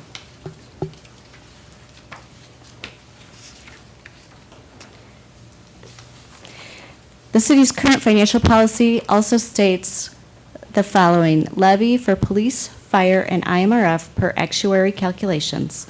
If the actuarial reports indicate a higher employer contribution is needed, said increase will need to be added to the city's overall previous year levy request to avoid underfunding problems. I want to just reiterate, while we don't levy the full amount of employer contribution for IMRF, that is still an actuary calculation that comes through to us in the form of a rate percentage that we pay through our payroll taxes. Currently, the police pension fund is funded at 55.9%, while the fire pension fund is funded at 42.6%. By using the lower level of funding method, the unfunded obligation to the pension funds will continue to increase. Funding at a higher method or putting an additional dollar to these funds may be necessary in the future to ensure the funds are at the 90% funding level by 2040. You'll also notice in Tim Sharp's actuarial valuation that GASB 68 is now requiring him to use a different mortality table as well. So apparently people are living longer, which has also increased our obligation for those two pension funds. Also, in light of the recent Moody's report applying a negative outlook on the city's bond rating, staff is recommending changing this funding method for 2015 levy back to the entry age normal, which is, again, the higher level method. The city had used this method up until the 2011 tax year. We only use currently we've only used that PUC method for the last 4 years. The city has some time to turn this negative outlook around and get it dropped off the city's rating of AA2, which again is still a great rating, but funding the pension funds at a higher level can be one step in assisting with this process. The other two items currently levied on the property tax for the city of DeKalb is the Social Security levy, which the levy request for 2014, dollars collected in 2015, for our fiscal year 16 was $204,000, $818,000. The budgeted dollars for that, for the general fund only, was higher at $578,303. In comparison, the IMRF, the levy request was $251,000, and the budget dollars were over $730,000.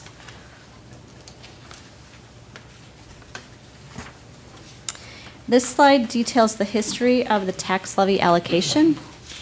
You can see where Social Security and IMRF are the top two colors, have fluctuated a great deal over the years and have significantly decreased in the last 3 years. And then the yellow you can see is the bond or the debt, and that is when we started levying strictly for the library. So in the city's history, they typically have not levied for debt.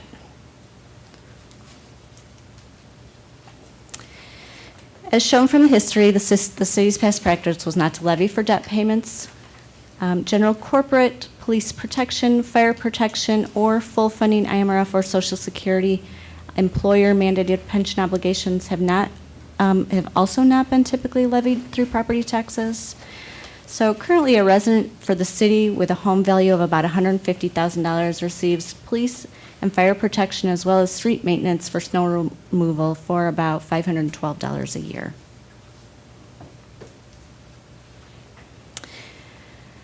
So as noted in the Moody's report, while the city has, and I know there's been some discussion on this, while the city has maintained steady revenues from its property taxes, despite the decline in valuation, it makes up a relatively small overall share of the operating fund revenues of 12.6% in fiscal 2014. So you can tell from this comment, the city levies dollars. We're a home rule community, so we levy what we levy, we get what we levy. That has allowed us to at least keep this revenue stream constant. However, the percentage of this revenue stream in comparison to the overall general fund revenues is still a small percentage. The EPI report also states over time the city should become less reliant on sales tax revenue while making property tax revenue a larger part of the general fund revenue. And then I'm going to go into the three options that we have highlighted for you. They're probably better looked at in your handout, and everyone should have gotten a hard copy of this as well. So the first option shows the 2015 tax levy going back to the entry age normal higher method of funding for both police and fire pension funds, and not abating a portion of the 2013 B and 2012 A debt issuance, and then a portion of the 2014 refunding. There are dedicated revenue sources for a portion of 2013 B and 2012 A, so we would abate some of those based on those revenues. I believe 1.5% of the local motor fuel tax was dedicated to pay off a portion of that debt, as well as 1% of hotel motel, and those would still go to pay off that portion of that debt, but it's not enough to pay off the whole debt. So I wanted to show what not abating all of our debt might do to our total dollars. It would bring our total levy up to $6.63 million. Using that estimated EAV, the potential rate would be about 1.406. So it still would not bring us into the highest. We would still be right around the median for some of our comparables with that rate currently. And then below are the SSAs. We're not looking to change the SSAs all that much. We increased number 4 to 5,000 just to keep it at a flat dollar amount, and then putting some money in there for SSA number 3. So this shows the impact that this change would have on a resident with a market home value of $100,000, $150,000, and $200,000.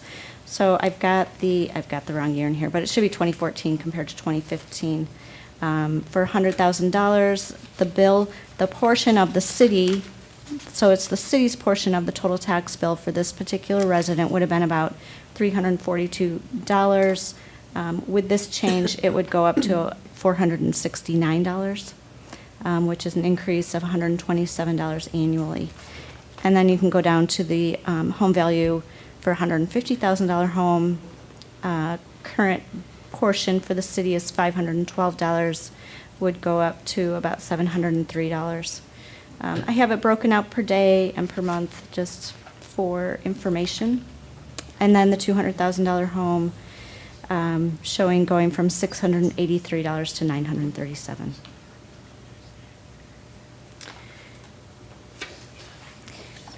And the next option below shows the 2015 tax levy using the entry age normal higher funding method for both police and fire pension funds. Continue to abate all debt obligations except the library, knowing that we have, and I want to make sure, knowing that we have next year to still not abate and increase our aggregate debt service level. So we would just be increasing the funding to the Fire and Police Pension Fund, as well as keeping what we're contributing to IMRF and Social Security flat. So that would remain the same. You can go down and see that increases the levy to $5.733 million. With the current estimated EAV, the rate would change to 1.2158. Again, that keeps us below 50 percentile currently with our comparables in the city's rate, and then the SSAs. So the effect for home values for 100,000, 150,000, and 200,000 are on this slide. The average home value for a resident of DeKalb ranges somewhere between $150,000 and $199,000. So this shows the effect of the tax bill, again, just the city portion of the bill, going from $342 to $405. For $150,000 home value, going from $512 to $608. And then for $200,000, going from $683 to $811. So the third option for discussion is to show the 2015 tax levy staying at the lower funding method, the PUC method, for funding the police and fire pension funds, and continue to abate all debt obligations, as well as leaving what we're contributing currently to our IMRF contribution, our IMRF obligation and our Social Security obligation at the same rate. So this would bring our total levy up to 5.436 million. With that estimated EAV, the rate would go to 1.1529, which again keeps us in below the 50 percentile of our comparables. And then the effect on the home value for $100,000 home, $150,000 home, and a $200,000 home. For the $100,000 home, $342 would go up to $384. $512 would go up to $576, and this is an annual increase. And then the $200,000 home, $683 to $769. Were those column headings just a typo? Yeah, yes, I'm Okay. sorry, 2013, 2014 should be 2014, 2015, sorry. My fault. So staff is recommending to fully levy for the police and fire pension fund obligation at the higher state recommended funding level, and only abate a portion of the debt obligation as shown in option 1. We feel this option is something recommended by the EPI study, the city's financial policies, the Government Accounting Standards Board, and could assist in having the negative outlook dropped from the Moody's rating currently assigned. And then I'm back to our timeline, so I would take any questions. I don't have a question, but I think that the decision with respect to the tax levy this year is going to be multifaceted, and I don't think that we're going to be able to make any substantive recommendation about where we need to go without more information. But it seems to me that there's another option that needs to at least be considered, and that is for the tax levy for tax year 15, collectible in 16, may need to be much more strategic.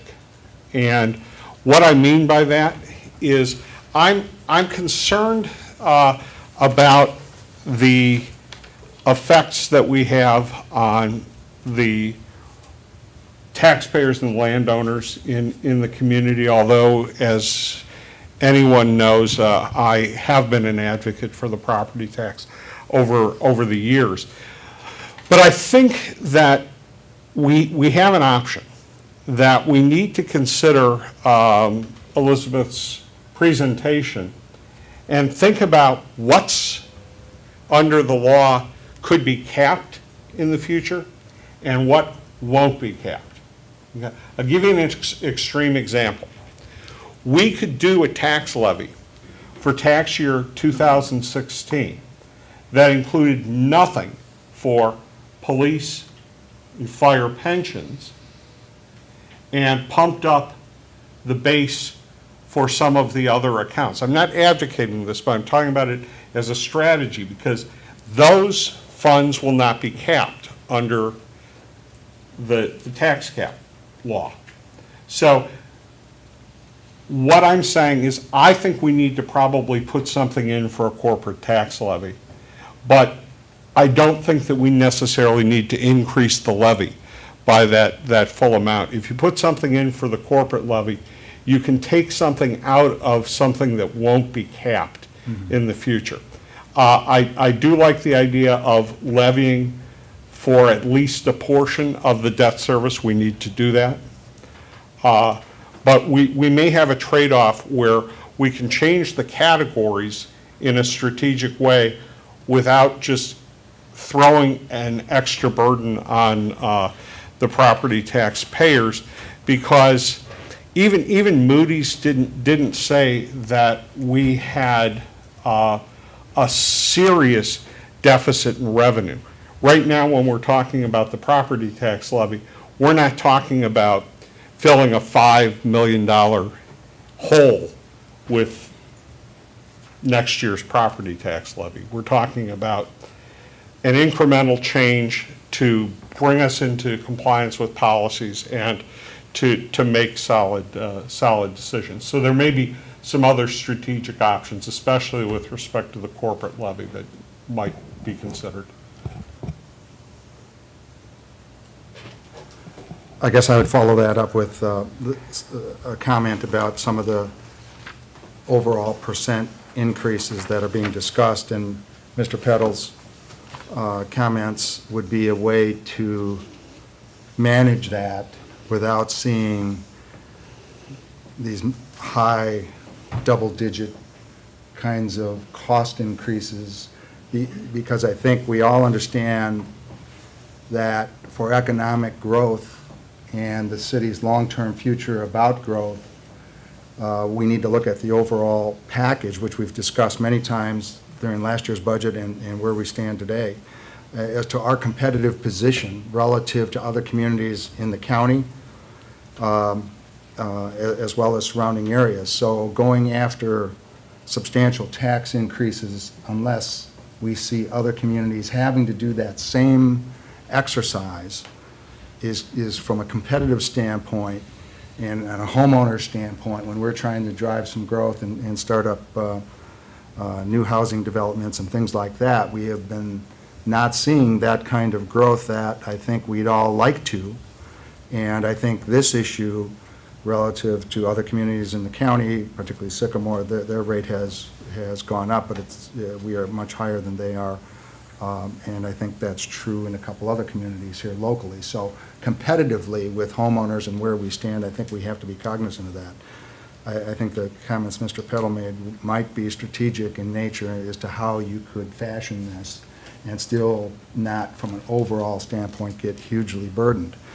My other comment would be, if the council goes forward with a substantial increase to either establish values relative to these limiting rates or to deal with certain aspects of abated bonds, per se, to get that rate up, that any net increase into general revenue, in my opinion, ought to all go towards fund balance.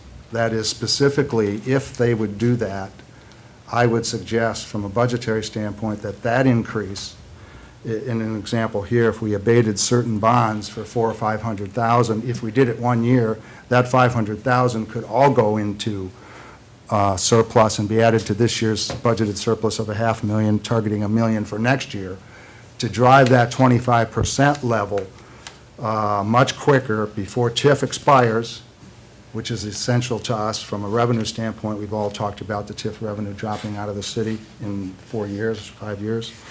And secondly, because that's the highest rated portion of still the bond rating, or the Moody's rating for our debt structure, is still highly correlated to general fund balance. So while other communities in AA have 40+%, we're struggling at, I think we're going to hit 21 this year maybe, at the 22, I end. hope. 22, okay. So, they're at 40. So when we talk about other ratios besides just pension, I think that one has still the highest rating, and I think we ought to do anything we can to drive that number higher quickly.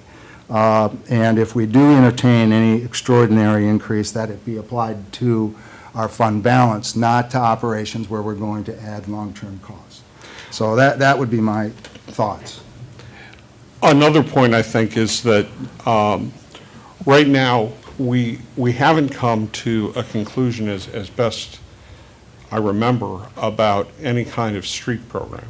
Is that correct? That's correct. So we're in a situation here where we might want to protect roads and bridges, too. I mean, that's a levy that is available. It's one that you may want to put something in there.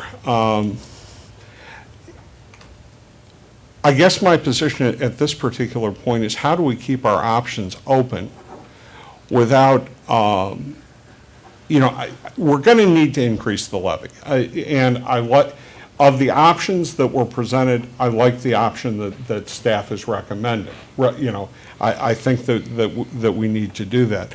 And in the long term, we need to fully fund those pension liabilities. So from a philosophical standpoint, I'm with staff's recommendation, but I think that there is a strategic element for keeping our options open for the future should this property tax extension limitation law be passed and apply to home rule jurisdictions.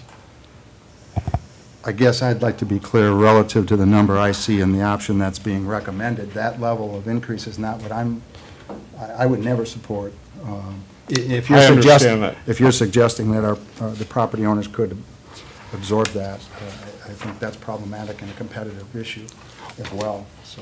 Well, I would agree with that, Tom.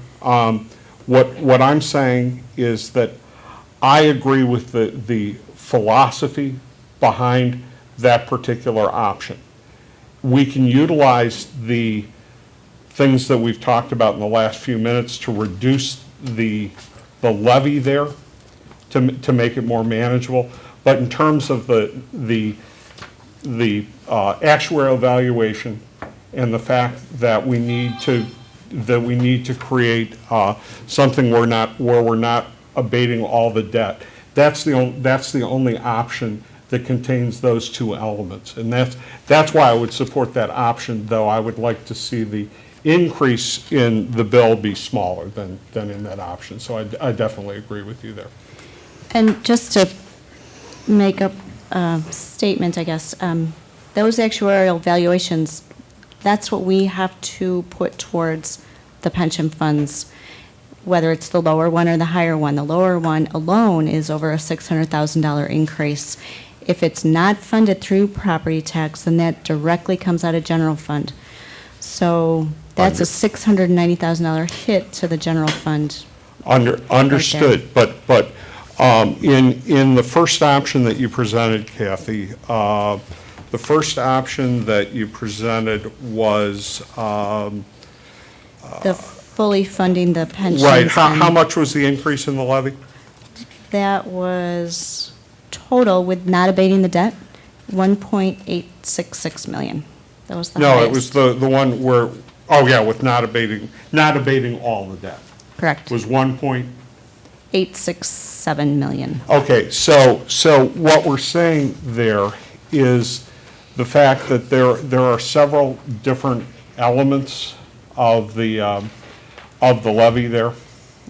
And there's some room between 1.8 million and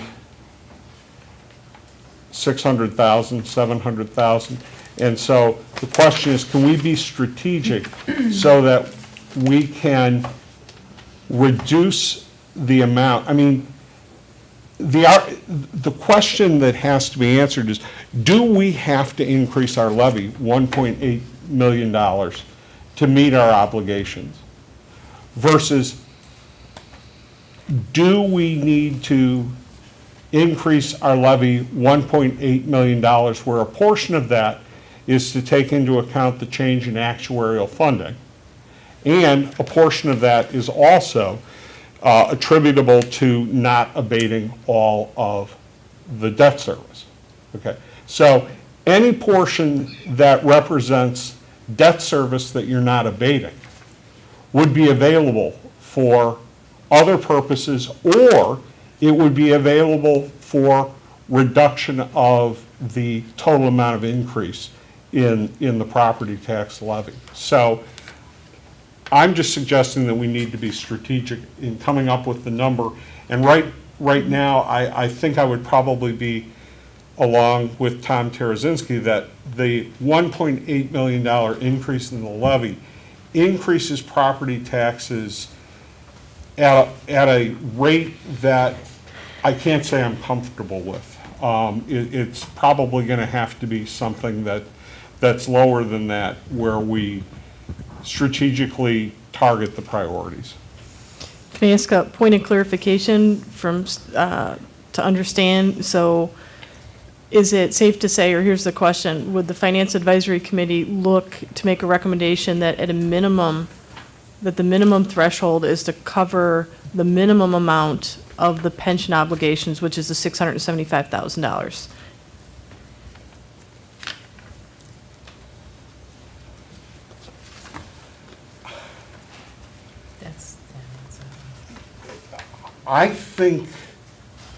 I think we're on record as supporting that by passing the pension funding policy. I mean, I think that if we don't do at least that amount, that's basically the status quo, but fully funding. Understand, the reason I'm asking this question is last year, and correct me if I'm wrong, Kathy, last year when we had this discussion, the actuary had recommended an additional about $250,000 towards the pension funds, which when you look at the levy, we levied those dollar amounts, but we also reduced in order to keep the levy flat. So that we reduced, I don't know if it was IMRF or Social Security. So that's my question or my concern. Well, I am the wrong person to ask because I didn't support that reduction.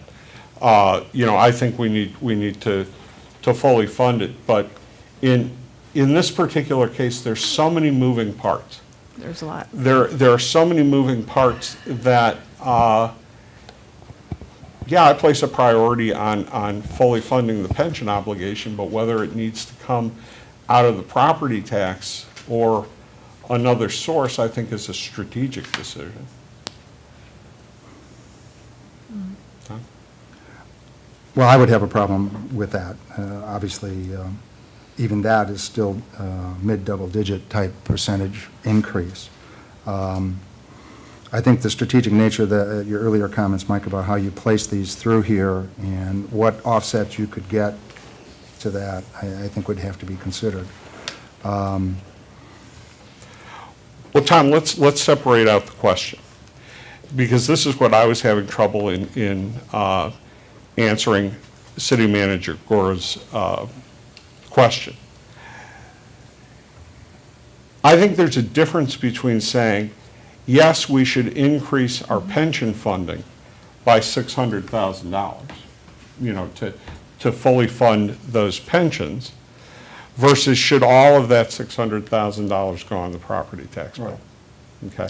So I can answer a definite yes to the first question, and an I don't know to the second question, because there's so many moving parts with respect to this tax levy that if we're going to increase property taxes, there's got to be a tangible way that our citizens, our residents, our property taxpayers see something that comes back to them that that isn't just an abrupt change, upward shift in their cost of living. I'm reluctant to suggest another session on this, and I don't know if staff wants that or not at this point, but for the committee to have a more direct answer and set of options regarding the strategies that we just heard about, frankly, and some of which I couldn't read, so I understood all the basic concepts, but would like to spend some time thinking through what Mike said and some of the other things.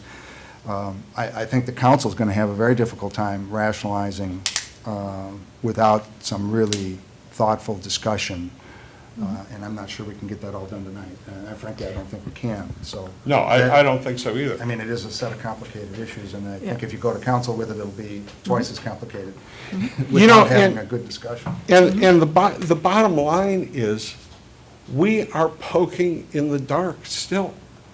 We do not know what the state allocation of intergovernmental funds is going to be for this fiscal year. Okay?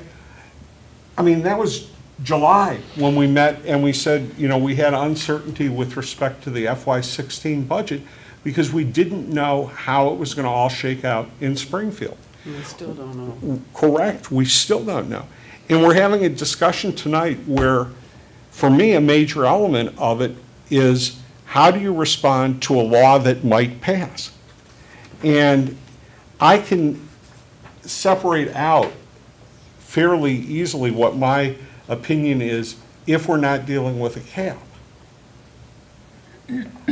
When you add the moving part of trying to set this levy with the possibility that in the next month, month and a half, you're going to have a property tax extension limitation law that in some way is applicable to home rule municipalities, that adds a wild card that makes this,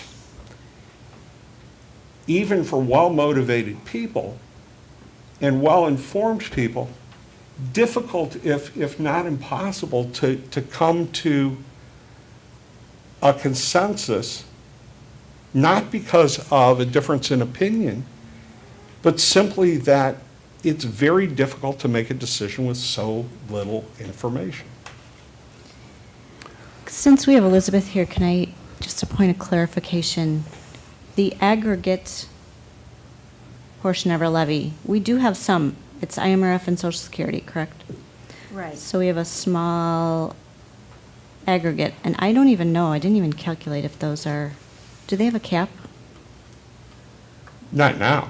No, not now, but would they? Will they have a cap? Corporate has a cap. I don't believe IMRF or Social Security has a cap. Correct, I don't believe so either. So- So, but it is a part of our aggregate levy.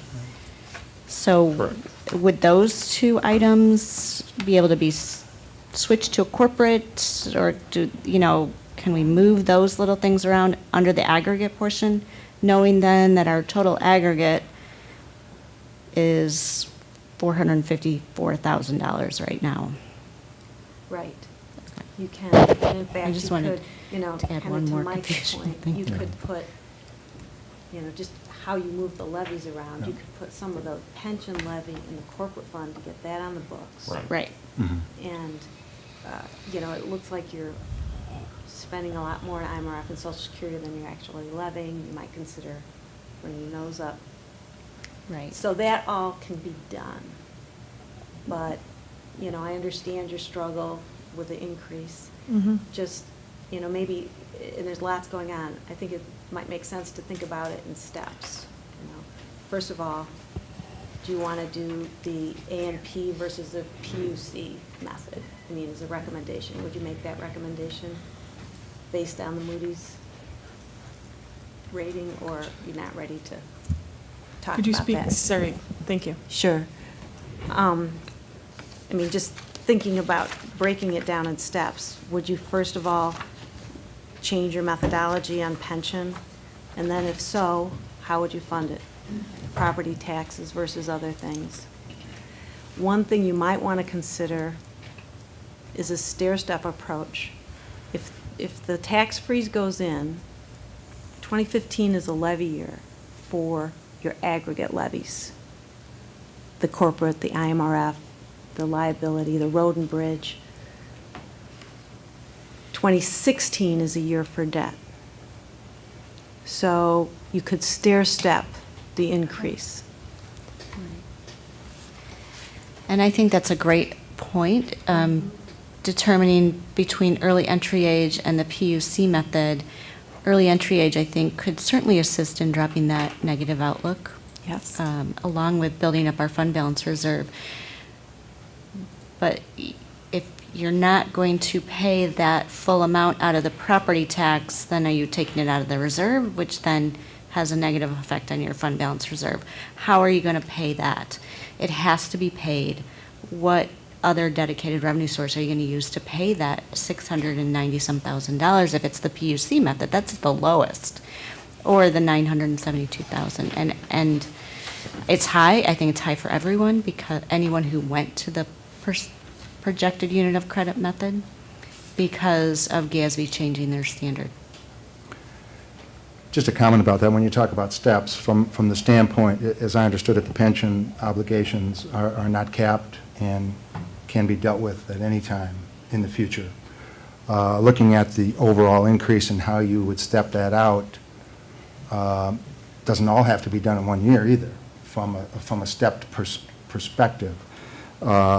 Given the other impacts of the calculation methodology that we are currently being impacted by, which are a fairly low return year and an actuarial change to the age and other, I don't know if it was age and there was something else, I think that change in their calculation is driving, and I'm not sure which one is driving. Life expectancy, was that it? Life Yeah, life expectancy was expectancy. one, and I thought there was another one. But in any case, we're seeing a 12% and 24% increase in the PUD method.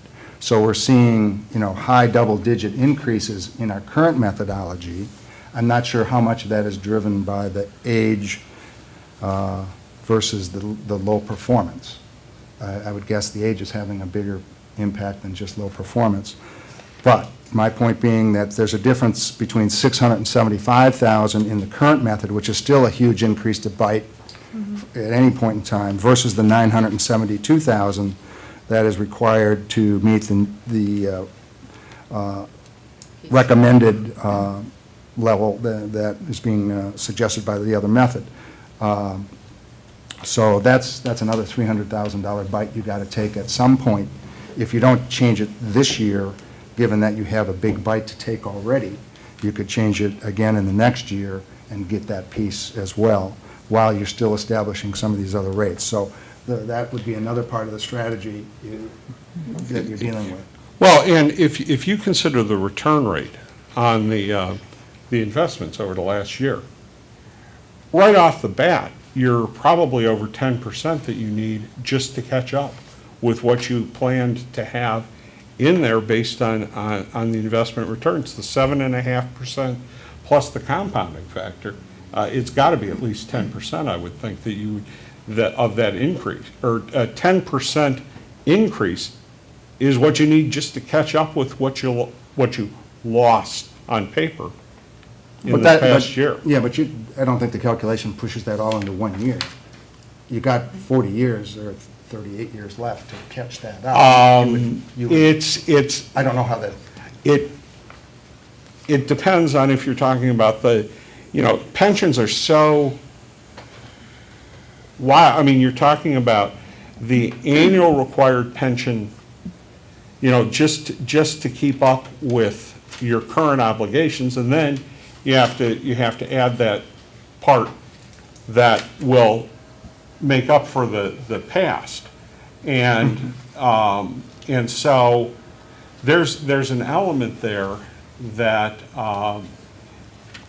your annual pension obligation, which you do have to do immediately, will be greatly affected by the lack of return as well.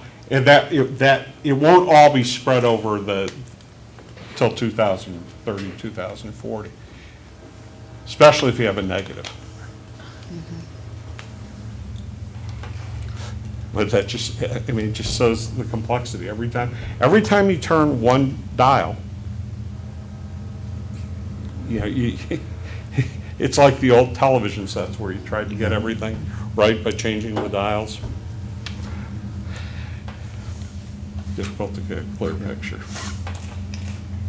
well, I don't know if you'd entertain another meeting to try to Sure. get through reasonable options. I know the timing is difficult, but It's, and I think we did this last year, we had 2 meetings.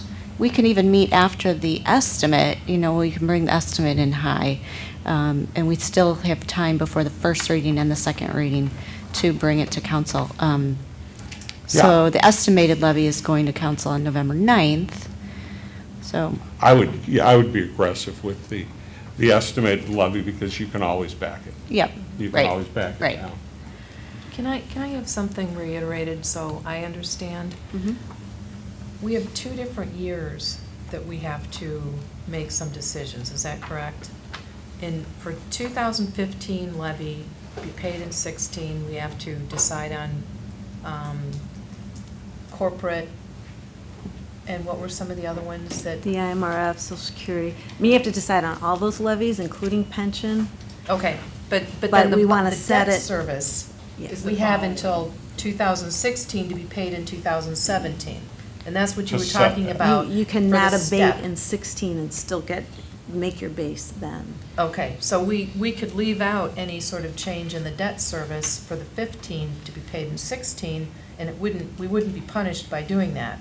We could do that the following year, not abate. And Yes. So that's what you were That's talking the about current as form far of the as the law. step.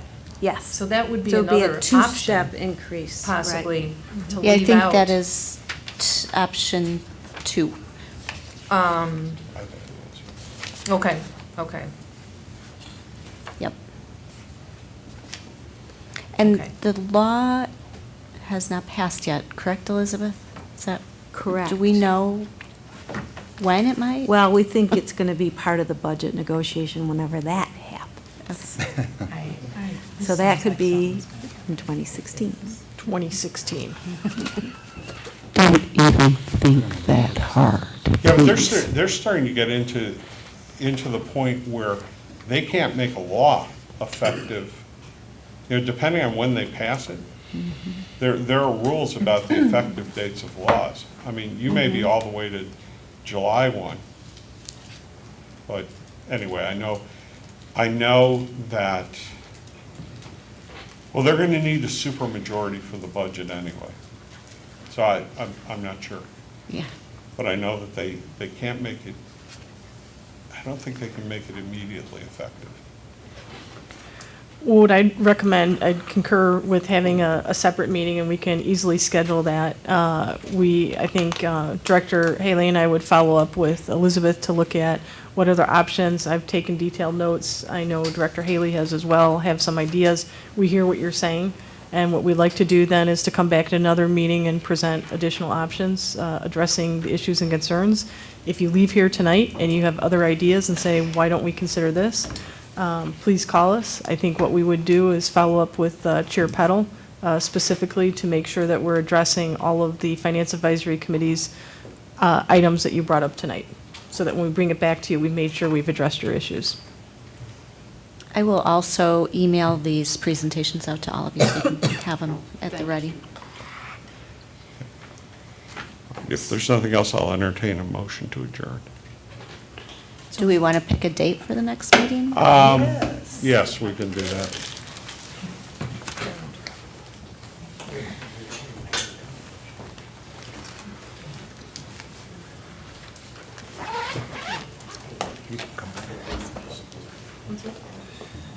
Yeah, you gotta make sure.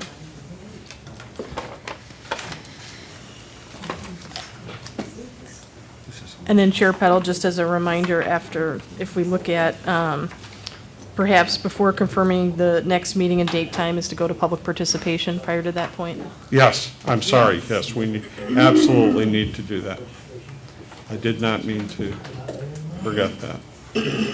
Okay, why don't we move to public participation right now? Is there any member of the audience, member of the public who would like to offer feedback? They're not listening. Anyone from the public wish to offer feedback? I had a quick question. Are other entities, for example, the school district, how much dialogue is going on between other entities to see what they're going through as far as what they're going to be levying? I know the school district is already under the tax cap. They're already under PTEL, so we're kind of in a more unique situation than they are. I don't think their levy process is going to change that much. So they're already capped, and maybe Elizabeth could even explain. 0.8% is the CPI for So, and the 2015. CPI is 0.8%, I'm told, this year, so. So that would approximate their increase for operations. But when we consider them, their bond payment levy is not capped, right? No, but it's pretty much the same as last year. Yeah, for now. Because the rumor is out there that at some point in time in the very near future, there will be a significant increase in order to meet certain obligations that were anticipated to have been met, but won't be met unless there's a significant increase. So I don't know how that plays into what the city is going to be doing. Perhaps, I don't mean to put Elizabeth on the spot, but Yeah. I know Elizabeth is very familiar with school district bonds, and in fact, we're trying to coordinate getting more information out to the public about the school district. Elizabeth, if you could just take a minute Sure. and comment on that? Sure. The school district bonds are going to go up in terms of their payment schedule, as currently scheduled, I believe, in levy year 2018, so I don't have it in front of me right now. But all those bonds are callable, so they do have the option of restructuring their debt and rearranging the payments to keep them from not going up as high.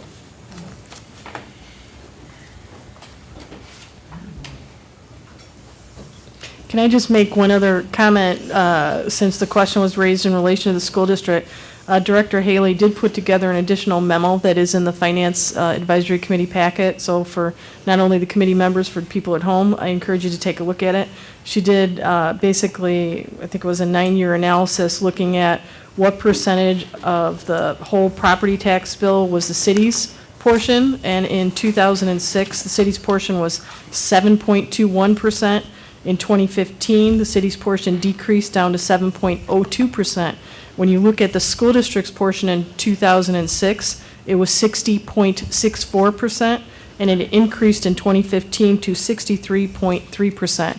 So over this period, the amount of the city's portion has actually decreased, while the school district's portion has increased.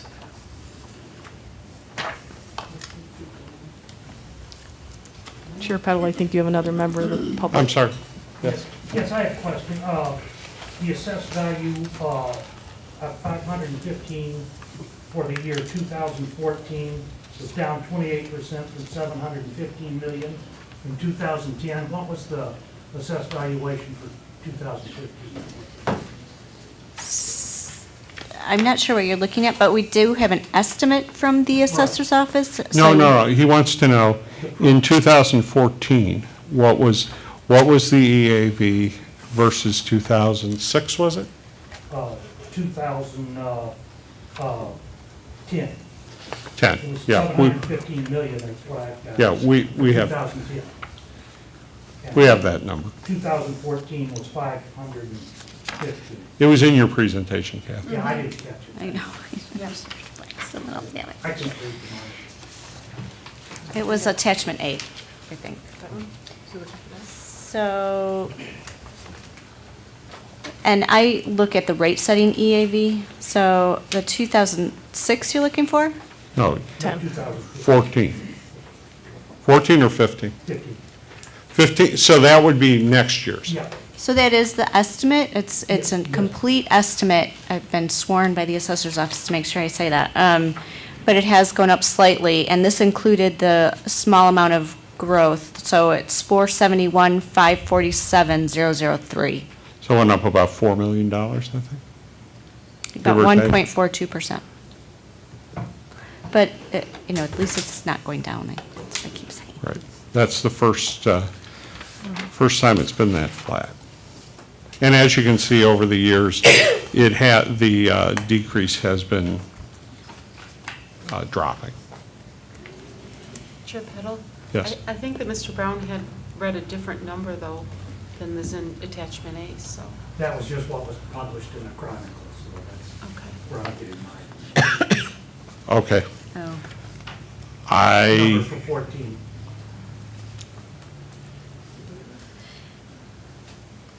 Yes. It said for 2014, it was down 28% from 2010. It was down from 715 million in 2010 to 515 million in 2014.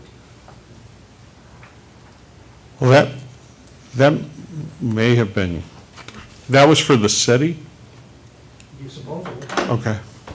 I did not see the number, so It's in the Chronicle. okay. So I have the actual tax computation report for tax year 2014, and the rate setting EAV for the city is 464,966,381. Well, now, it is possible that they may have included the TIFs in the EAV, which would not be part of the rate setting EAV, but would be part of the total property value. So, but we're guessing. We'll try to get an answer to make sure that we're consistent or get it corrected if not. But I have a feeling we're just dealing with two different bases.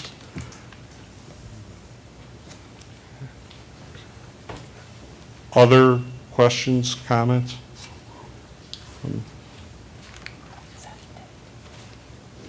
Okay, set a date.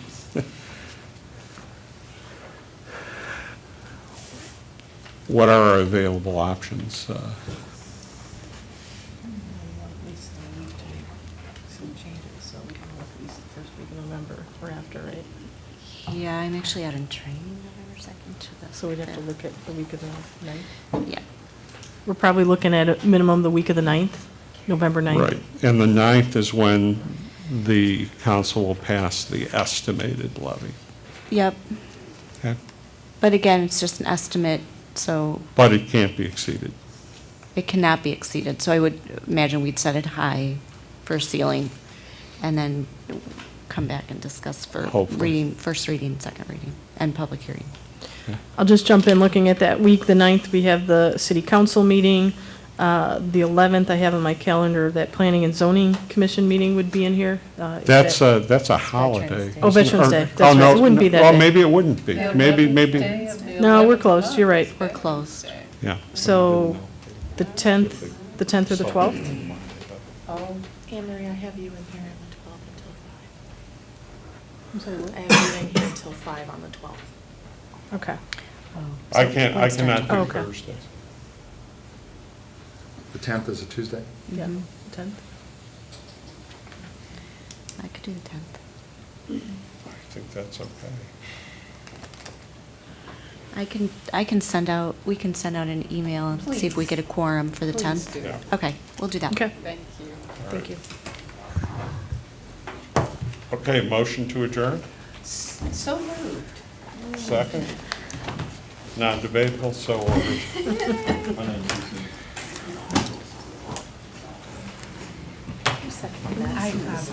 I heard you. I did. Yeah, I actually did.